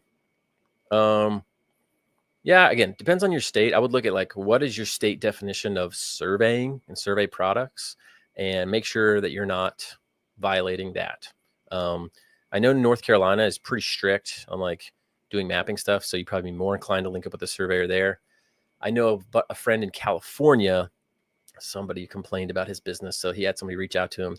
And again, he doesn't offer any of the survey products, but I think at one point he said he could help with topos or topographic surveys. But again, you'd probably need to partner with a surveyor for that. So I would just say, don't call yourself a surveyor.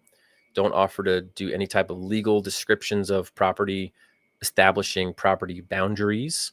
And then when it comes to like contours and attesting to the topographic elevation surface of an area of land for like a grading plan project, those are areas where you need to get a surveyor, I would say, to help you or an engineer. Otherwise, I've seen most people basically just be like totally in the clear. I gotta be honest, I know some people who are, the clients will hire them to do that stuff. Like, yeah, I don't need a survey stamp. I just want to kind of know what these numbers are, and I'm happy with your accuracy. If you can show me what the accuracy is. So kind of depends on your client and what they want, I think. Mavic 3 Pro seems to not be supported. It is not. That's more like a cinematography drone. And I would go back to my Mini 3 to get started. I think that's the best entry level because it's like $400, easy to get into there. Any news on regulatory pressure when using DJI drones? I know they recently were updating their website and stopped offering enterprise drones, but I know a lot of drone dealers, you can still get regular DJI drones. So yeah. DJI Mini 4 Pro able to do these maps at this time to learn before investing? Yes. Mini 4 Pro can do this now. That was recently. That was like a couple weeks ago. DroneLink added Mini 4, so I was pretty stoked about that. So, DroneLink is not free, by the way. I think it's $50. It's like a one-time payment if you're doing just like the learning one. I can't remember what their pricing is now, but it was pretty reasonable when I saw it. And again, if you have the nicer, if you have another drone, it can be, you can use, I would look to see if your drone is compatible with like Pix4D capture or Drone Deploy. Drone Deploy is a little bit harder to use for free though. I think you can still do it, but you kind of have to rig it. Oh, here we go. That's cool. All right, you got PCR's got a 3 Pros able to do a job with waypoint map. It's janky, but it worked. It's not okay. So it seems like it's still possible. I just haven't messed around with it. So Tampa, what's up? Yeah, check out the DroneLink compatibility.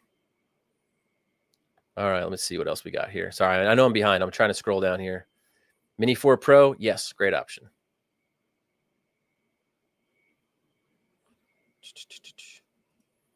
If you get in there as technical and you realize that it's not a useful course for you, then just let me know. I'll give you money back. What altitudes do you fly best suited for mapping? That's a good question. We talk about this in the course too. Like, hey, as you fly higher in altitude, you see more of the land. It doesn't take as long to map. However, the resolution is not as good and your GSD is not as good, which means your relative accuracy decreases. But it kind of depends on what you need. If they say, hey, I just want to see the progress. If a house is in the framing stage, if it's got a roof on it, if it's got a foundation laid, you can see that from pretty far away. So you could take that puppy on to 400 feet.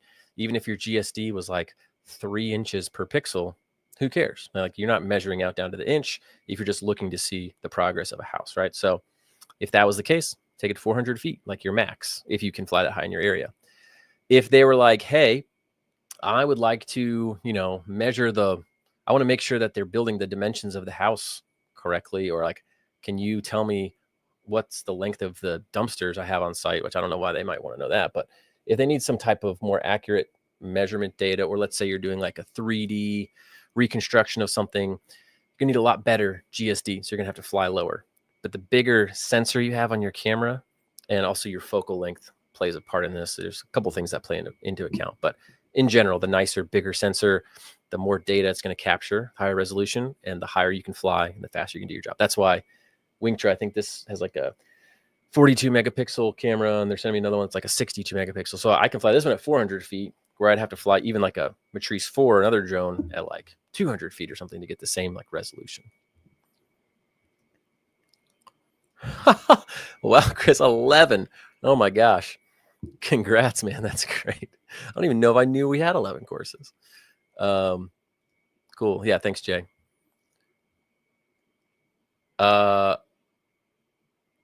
Rudy. Land surveyor and drone pilot. Just to put it in easy terms, my boss accidentally sent me over his invoice for surveying and drone flights well over 100K, and I took 10%. Yeah, I'm telling you.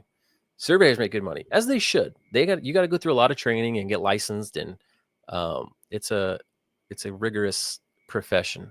But there's just such a shortage of surveyors, especially in Florida. There's so much development going on that they need them. Air 3. No, I think we've touched that. I don't know if that's an old comment. Sorry. I think I'm 10 minutes behind on the comments here. I'll try to speed up. How do we decide what GSD you need for mapping? Depends on what they want, right? If they're just like, hey, is this house built?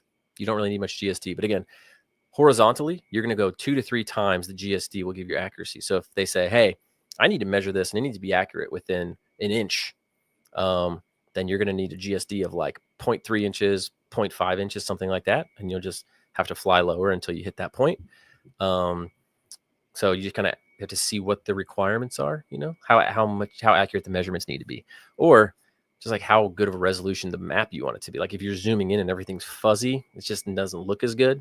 Sometimes I just like to have a sharper map, but then again, that comes with longer processing times. If you're paying as you go for processing, it's going to be more gigapixels that you're processing, so it could potentially be more expensive. So you sort of have to balance balance that out.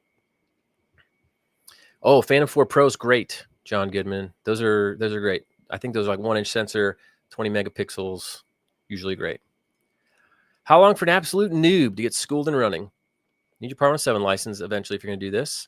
I mean, shoot, there's several hours of content here, but you could watch all these videos in a day or two and then go out and start putting it to use. I mean, you could, if you had the time, get up and running in like a week. It's just learn it and practice it. I'm telling you, you'll learn it, but you'll learn so much more by just getting out there and going through the motions and practicing it. And you'll go, oh, this messed up. Oh, I see this. Actually, I got out there. Like a lot of times you just like learn by doing, right? You can watch courses till you're blue in the face, and that's helpful for education.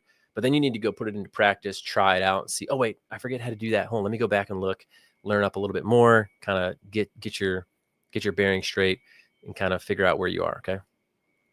Hey, that's good. Haven't loved the Evo 2 Pro. That's good to know because I've never flown that drone. We don't have a public safety course right now. We do have like an intro search and rescue course, but it doesn't get into like managing thermal drones and all that. Air 3S. So no on the Air 3S for mapping. Air 2S, yes. Mavic 3, or sorry, yeah, Mavic 3. I'm sorry. The Air 3. Oh my gosh, I'm losing it. The Mini 3 Pro, not Mavic. DJI Mini 3 Pro will work. I'm getting confused here. Oh, Anzu. Anzu. Did you mean Anzu? The Raptor? I don't know if that one qualifies as a US or not. I can't remember. Blue list drone, yeah. Parrot and Afi 7. Yeah, all the blue list drones are real expensive. No, I don't think DJI will fade away. There's too much money to be made in the US. Because honestly, even if the tariffs, big tariffs, there's such a gap in the price between them and the next people that even if they're more expensive, I think they could still sell. No Air 3, but the Mini Air 3 would work. Yes, it's just the Mini 3. And the reason it would work is because you need some type of flight automation software to do it with. So, yeah, and that's the one that's compatible. They basically need access to like the software development kit to be able to program it. And DJI sort of like locked that down for a lot of the drones that they wanted to focus on cinematography.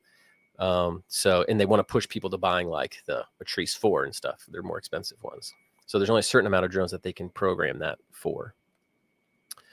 What's the most requested deliverable you've seen on the construction and survey side? I would say on the construction side, on like the basic level, people are just doing, hey, give me progress updates. Like every morning or several days a week in the trailer, they'll throw up a map and they'll say, hey, all right, who's doing what, when? Your stuff's in my way. I've got these guys coming on site tomorrow. There's just a ton of coordination that goes on big construction sites.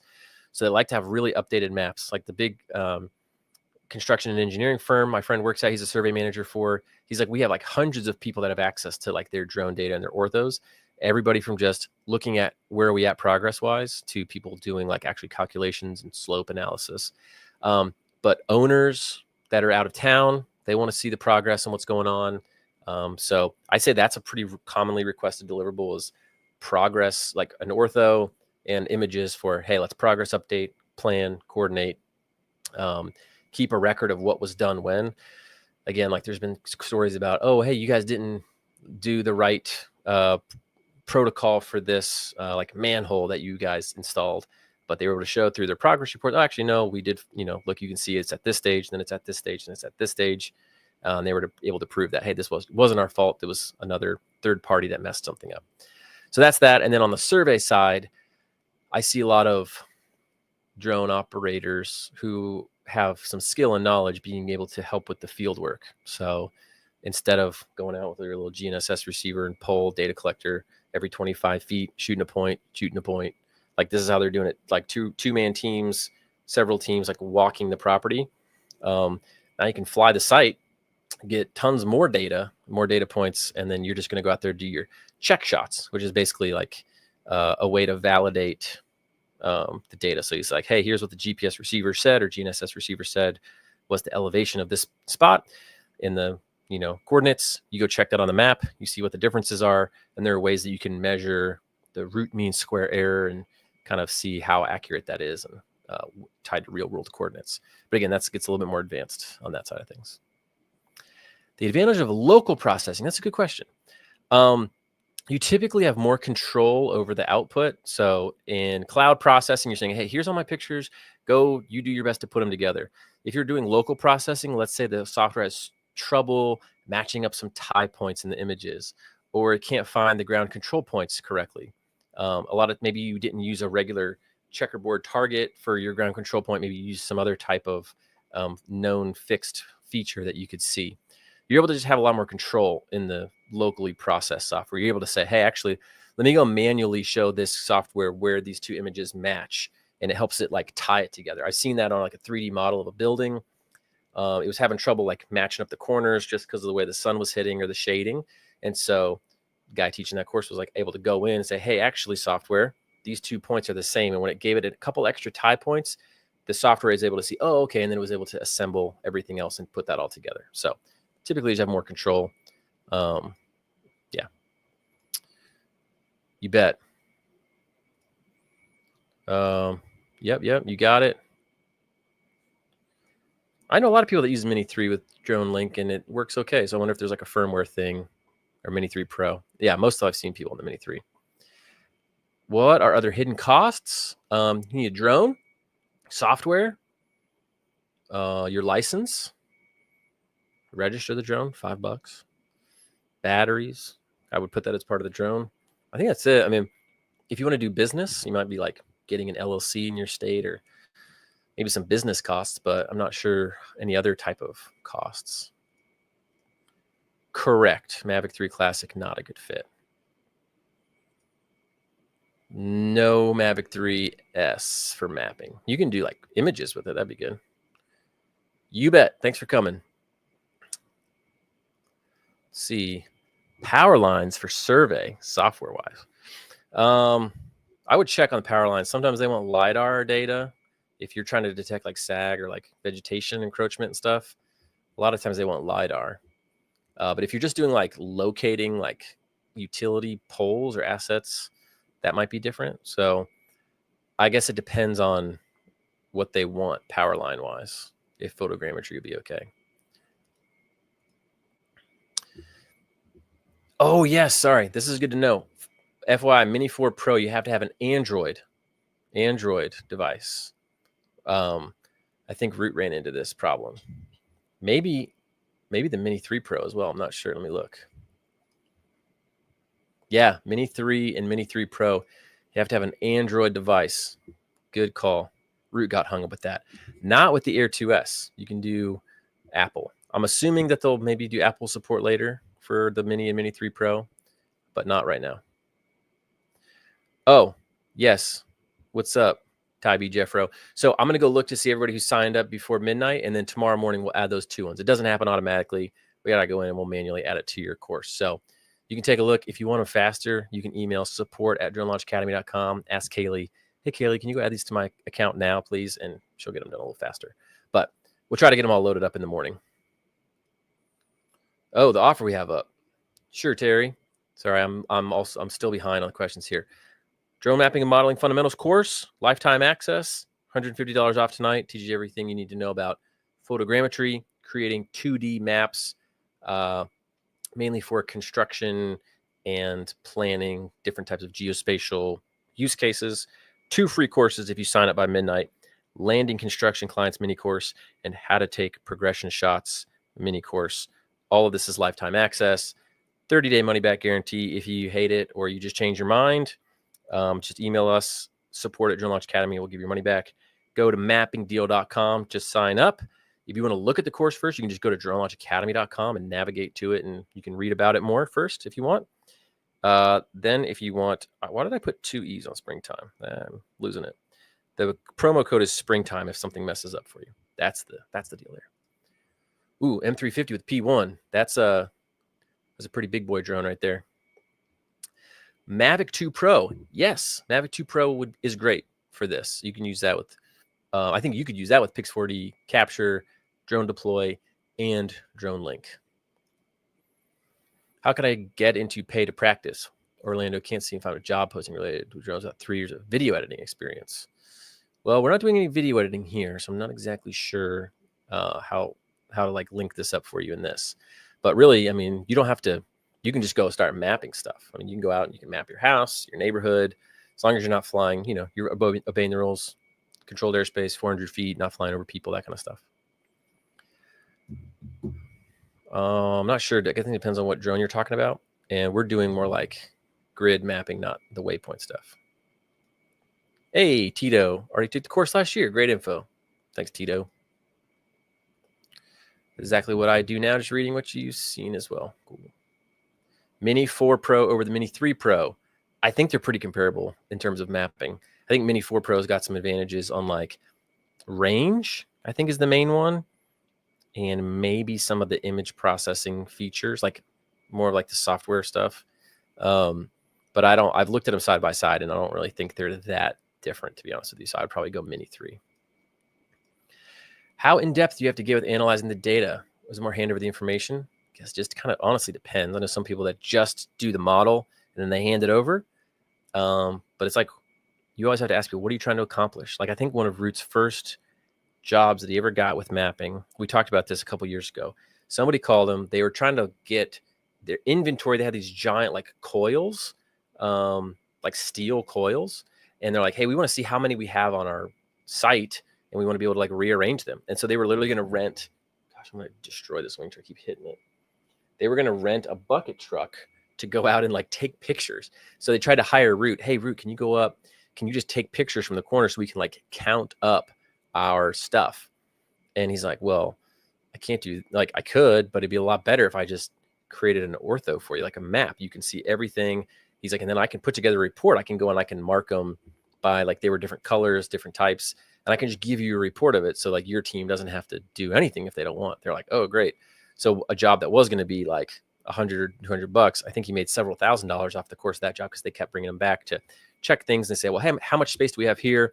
How many can we fit on this parcel of land? He was able to see, okay, each one is, 10 feet by 12 feet. And then we have this much available space. So he was able to help them sort of arrange their inventory and keep track of counting it. So it could sort of morph. They might just want the ortho to say, hey, we just want to organize our teams and subcontractors, or they might want to count inventory. So I think you can just work with them on depending on what they're doing. But hopefully these examples and use cases get the juices flowing on what types of things you might encounter or what people use it for. Is it worth it? I'd say if you're going to do like serious jobs, larger areas, you're going to actually get like work with surveyors and stuff like that. I'd say, yeah, I mean, it's really nice. It goes really fast. I think we did an 80-acre site with the Wingtra, and I also flew with the Matrice 4. Now, that maybe wasn't the optimal site for the Wingtra, but I think Matrice 4 did about just as much time. Not as good as quality, but still pretty quick. All right. Oh, you had to grab a Samsung for drilling. Yeah. Can I use my triplex? I'm not triple tech tablet. I'm not totally sure. If it's running on Android, then yes. Is the Flight or Choice 10 home built? I have no idea. I have not used that one. Rut might be able to help you out there. You can hit him up on LinkedIn because he builds a lot of like custom drones and stuff. So he might have more information on that, but I do not know. You are welcome, Richard. Need to ditch Apple everything. I have everything Mac. I love Mac stuff. I got iPad. This is a Mac I'm on now. I got a laptop. I literally just have a desktop for when I have to do map processing. It's unfortunate, but there are ways you can do it too. Like what Rut showed you, like he's remoted into his PC. I haven't gotten that technical with it though, but you can set it up to where like you can leave your PC on, connected to a network, and you can set it up to where you can remote into it. So like even if you're on your laptop somewhere else, you can access your PC desktop back at your office and then have it processed through there and kind of access it that way. So that's something that he does that's helpful there. But you do have to buy another computer, yeah. Will the Mini 4 and 3 work okay with smart controllers? Yeah, I think when they have like the smart controller on there, you can load DroneLink onto that since I believe that's an Android powered smart controller. Earthman. Drones are not ideal for it. No problem. Cool, buddy. Bought the deal. Andy, yeah, those will get added tomorrow. This will go, yeah, YouTube Live. So once we're done, it should stay on YouTube. Terry, sorry, that was if you're getting into the mapping course, but you also need to take the Part 107 course. We'll just email me, david@dronelaunchacademy.com, and we can send you, or you can just email support, either way, and we'll send you a coupon for that, in case people need to get in there. Just got M3T with the RTK module, the Mini 2, Mini 3 Pro, Mini 4 Pro, also a Part 107. Oh, sweet.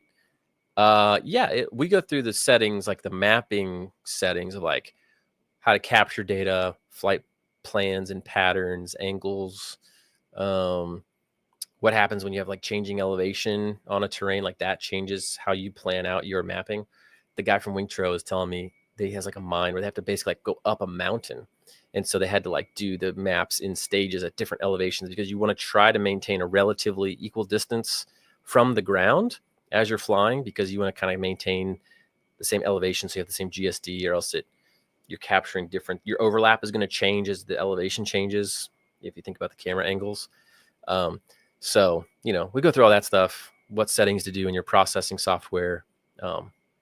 So the settings on the drones, though, it's mostly the settings are in the flight automation software that controls the drone. Do I think the S3 is a waste of money? No, not if you're doing cinematography stuff and photography. I think it's probably a great drone for that. It's just not a mapping drone,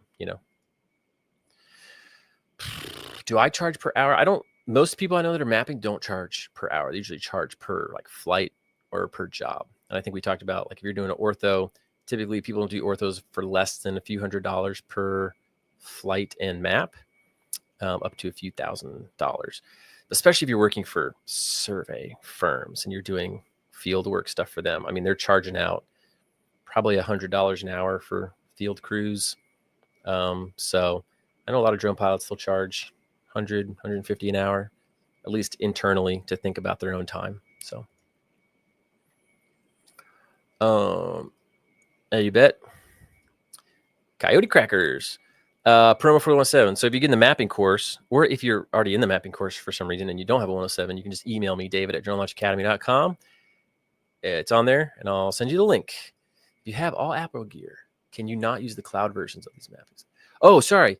So if you have Apple gear, you can use a cloud version of any software. You only need Windows if you were doing local processing. So back here, where we talked about, where was it? Okay. Any of these you can use on cloud. So like I currently have subscription to Pix4D Cloud. I've used Birdie. I use Maps Made Easy. I haven't used Drone Deploy in years. It got kind of expensive. I don't personally have a subscription to Propeller, but one of our instructors uses it all the time, and I have like view access to his stuff.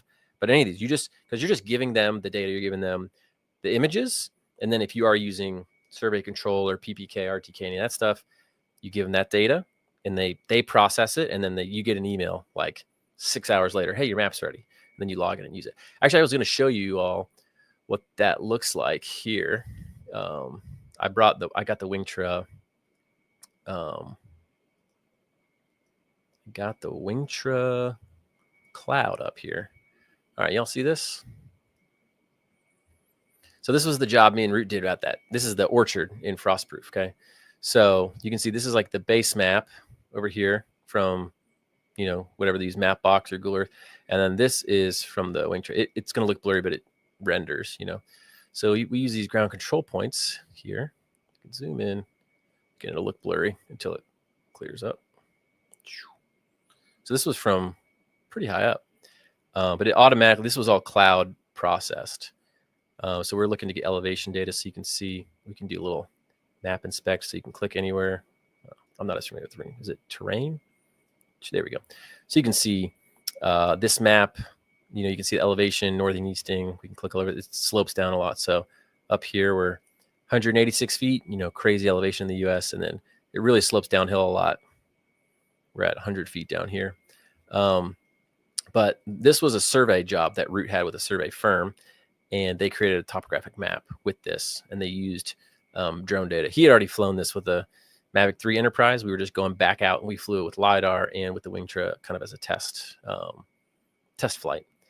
But then you can go in the back end here and there's all these files. So if you wanted to export this, the digital surface model, some of these other files, some of the GeoTIFF stuff, you can do that, and you could pull this and you could put it into Google Earth, or you could put it into some like virtual survey or anything like that and do some more work in there. But that's what the cloud processing looks like. So I did this, and you click in here, and it was process. Here was like the you can see the flight. Oh, it's going to show me the flight plan. Yeah, this is what it looked like when we planned the flights, because the Wingtra has to kind of get to altitude, and then it goes and it circles around and flies these lines. Yeah, so just in case you're curious, look at that. All right, let me go back here. Sorry. Okay. Let me jump down and see what we got.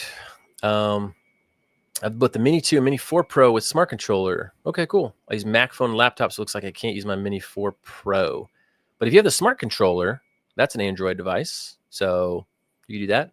And I believe with the Mini 2, you can use your phone if you wanted to. Mentioned a discount for the fundamentals bought the advanced mapping and surveying course. What's up, Constantino? Yeah, I mean, if you're in the advanced mapping courses and you already understand, I mean, as much as I would love for you to buy another course, I don't want you to buy something that doesn't make sense for you.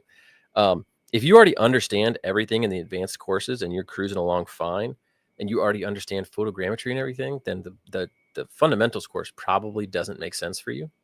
But if you wanted to, I mean, you can certainly take advantage of this deal. It's it's about 60% off for all of these courses put together. So this is available to anyone.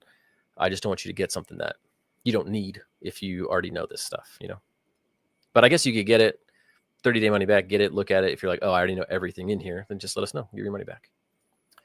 What makes an Air 2 good for mapping, but an Air 3S not good? It's not so much the drone as it is the software that you can use with the drone. So you need to use Drone Link to plan this. If you weren't here earlier, I can show you what that looks like over here. Sorry, I have to click like 10 things. Can you see this? All right. So Drone Link, like this is programming the drone to fly these routes, take pictures at certain intervals, at certain elevations, things like that. So you can see how many pictures it's going to take and all that. This software only works with certain drones, or you can use Pix4D Capture or Drone Deploy if you have that. There are just certain drones that they'll work with. I'm trying to find if there's like a select your drone. I'm trying to see if there's ones that will show you the compatibility of the drones. So anyways, that's the main reason. It's just compatibility with software that will automate your flights. Okay. Great. What's up? Oh, sweet. All right. Happy to have you. John, adios. You're welcome. For the bundle, when do we get access to 2 additional courses? Yeah, I think maybe this is just, I answered it earlier. In the morning time, we'll add them.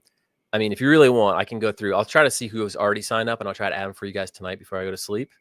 But in the morning, our support folks will go through and see everybody that signed up before midnight, and then they'll add it. How can you find out drones that will not work with iPhones?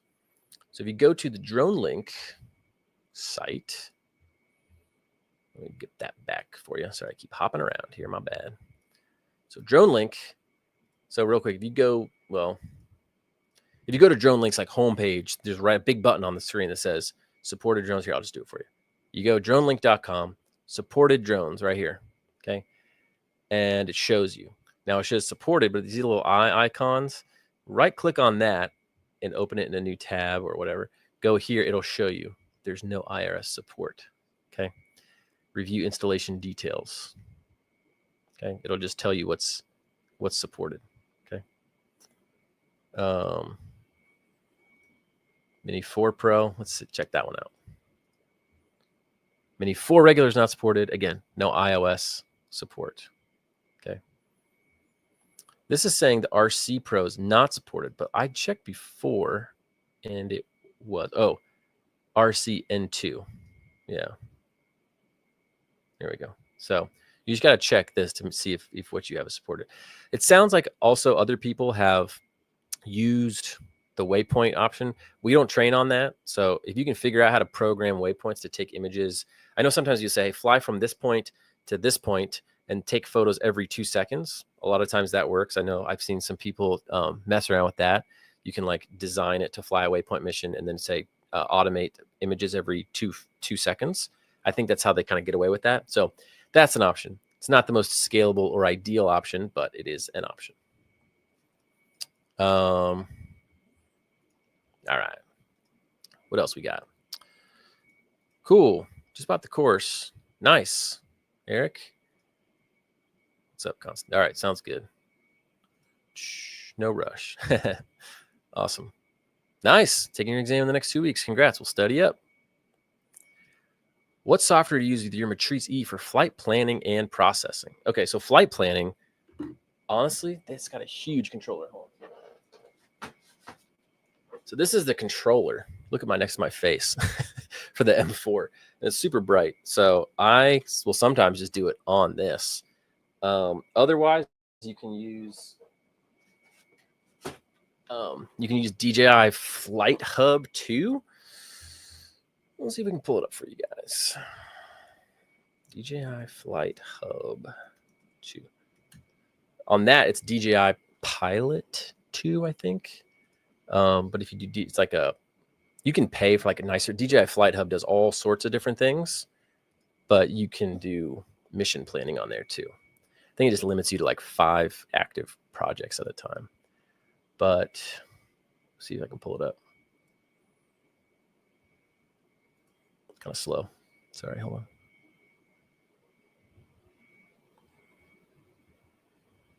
Okay, share my screen. It's coming, promise. So this is like DJI Flight Hub 2. I was doing a test map of like this half of the university. Let's see where my flights are. Routes. There we go. So this is what we flew there. So it's, again, very similar. If you want to edit it, go to edit. And I can change it just like, I mean, look at it. It's very similar to Drone Link. You know, you can drag your stuff. You're going to pick here. You can just pick basically your GSD that you would like. Otherwise, you can pick your altitude. I think I flew this. I designed it in here at 350. Then when I got out there, I got authorization because half of this is in controlled airspace and it was limited to, I think, 300 or 200. So I had to change that's a good example of in the field having to change it. So I had to bump it down to like 200 feet. So there's a lot of options in here, right? You can change the angle of your flight lines, but you can do all of this type of thing in Drone Link too. So, but this is what it looks like, DJI Flight Hub 2. Like I said, all pretty similar. Oop, I'm still here. Whoop. Camera every 30 minutes. I have to hit a button. Best place to buy DJI drones? Amazon. I got my Matrice 4 from Drone Nerds. I know DSLR Pros has them. There's a bunch of like drone dealers out there. But otherwise, Amazon, used to be able to see them direct from DJI. I've done that a few times, and I've never gotten hung up at customs. I know a few people who have. But I've always gotten them either on Amazon, Drone Nerds, or direct from DJI. Ooh, I make a KML on Google Earth and import into the controller, then just fill in the parameters. Yes, great. So we talk about KML files in the course as well. So I know a lot of people, KML, it's basically like you got little coordinates that can draw your little polygon. So if you have a KML file, if a client gives you a KML file, you can load that in and it just comes up with sort of your polygon of the area that they want done. So it's pretty cool. Mentioned I use an RC controller for the Mini 4 Pro. How to use Drone Link or Drone Deploy on the RC controller. I know they can be done. I don't personally have a Mini 4 Pro right now. You could follow the instructions on that Drone Link website I just showed. I don't know which kind of controller you have. It supports the DJI RC-N2 with 64-bit Android devices. And it gives very detailed instructions on the site. Visit dronelink.com, download, select Mini 4 Pro, accept all permissions, and it kind of gives you step-by-step instructions on the Drone Link website if you click that little information icon. Best upcoming events to look into in Southwest Florida for networking, connecting. Yeah, I would just say, depending on what industry you want to be in, look for local conferences. Like I know a friend, I don't want to like rat him out too much, but or give away all his secret sauce, but he's in Florida. He gets big jobs, like thousands of acres of property to fly. Um, and he goes to building association meetings and networks. So I would literally type in whatever county you're in, building association, whatever county you're in. I mean, honestly, Chamber of Commerce, BNI events. I got a friend who does all commercial roof inspections and we do like moisture penetration, roof consulting type stuff. He uses thermal drones and he goes to commercial roofing contractors association meetings. He sponsors those events, gets a table. Like he's been in business for a while now and makes good money, so he can afford to do that stuff. But at least attend, meet people, hang out. Try not to be like, at least I wouldn't try not to be like too pestering and annoying. Just be there to absorb and hang out and make connections and ask questions, be helpful. Try to go to as many of those as possible. You got to immerse yourself in your client's world, learn their language, learn their problems. The more you can understand their problems, I mean, it's all about like, what problems do you have? What kind of stuff do you need? If you're just throwing random solutions out there that you aren't sure someone needs, it's not going to get anywhere. I think that's what a lot of people do. They just think, well, I got a drone. You want to buy my drone data? You want to hire me to fly a drone? That's what they focus on. They don't focus on like, hey, let me learn what you're doing on your site and how, and then they start putting the pieces together. Oh, okay, I know I can do this with my drone mapping wise. Maybe I can present this to them an option. Hey, would you be up for me doing a map of your site with my drone so I could help you with this thing you have? Looking at your slopes or OSHA certification. I mean, when it rains, they have to do these reports, these like EPA reports to watch where things washed out and stuff. So I know people use drones for that. Bought a Mini 4 Pro a couple days ago from DJI, and it's already stateside and arriving tomorrow. All right, nice. Yeah, good to hear some success stories. Okay, I think I've answered all questions. Let me know if you have any other questions. It is 10:07. Probably need to go here pretty soon. But I appreciate everybody coming out tonight. 100 of you have hung on all the way to the end. Fantastic. So thank you so much. Again, just as a reminder, before we go, for the 100 of you that are here, if you haven't written it down and you're interested, write down mappingdeal.com. It's good for another 2 hours or so. Not trying to pressure you or rush you. I will just give this deal to people who are on the webinar. We will send out an email tomorrow telling everybody about this deal, just the 150 off. But these 2 extra bonus courses come for everybody who's on the call tonight. I'll try to go and give some people access to that right after this. But yeah, just write down mappingdeal.com in case you want to go, 11:59 and you make up your mind. No pressure either way, but we want to give some helpful resources to those who are interested. Thank you all for attending tonight. You guys are the best. Appreciate all the great interaction. Yeah. Have a good night, and I'll see you on the next one.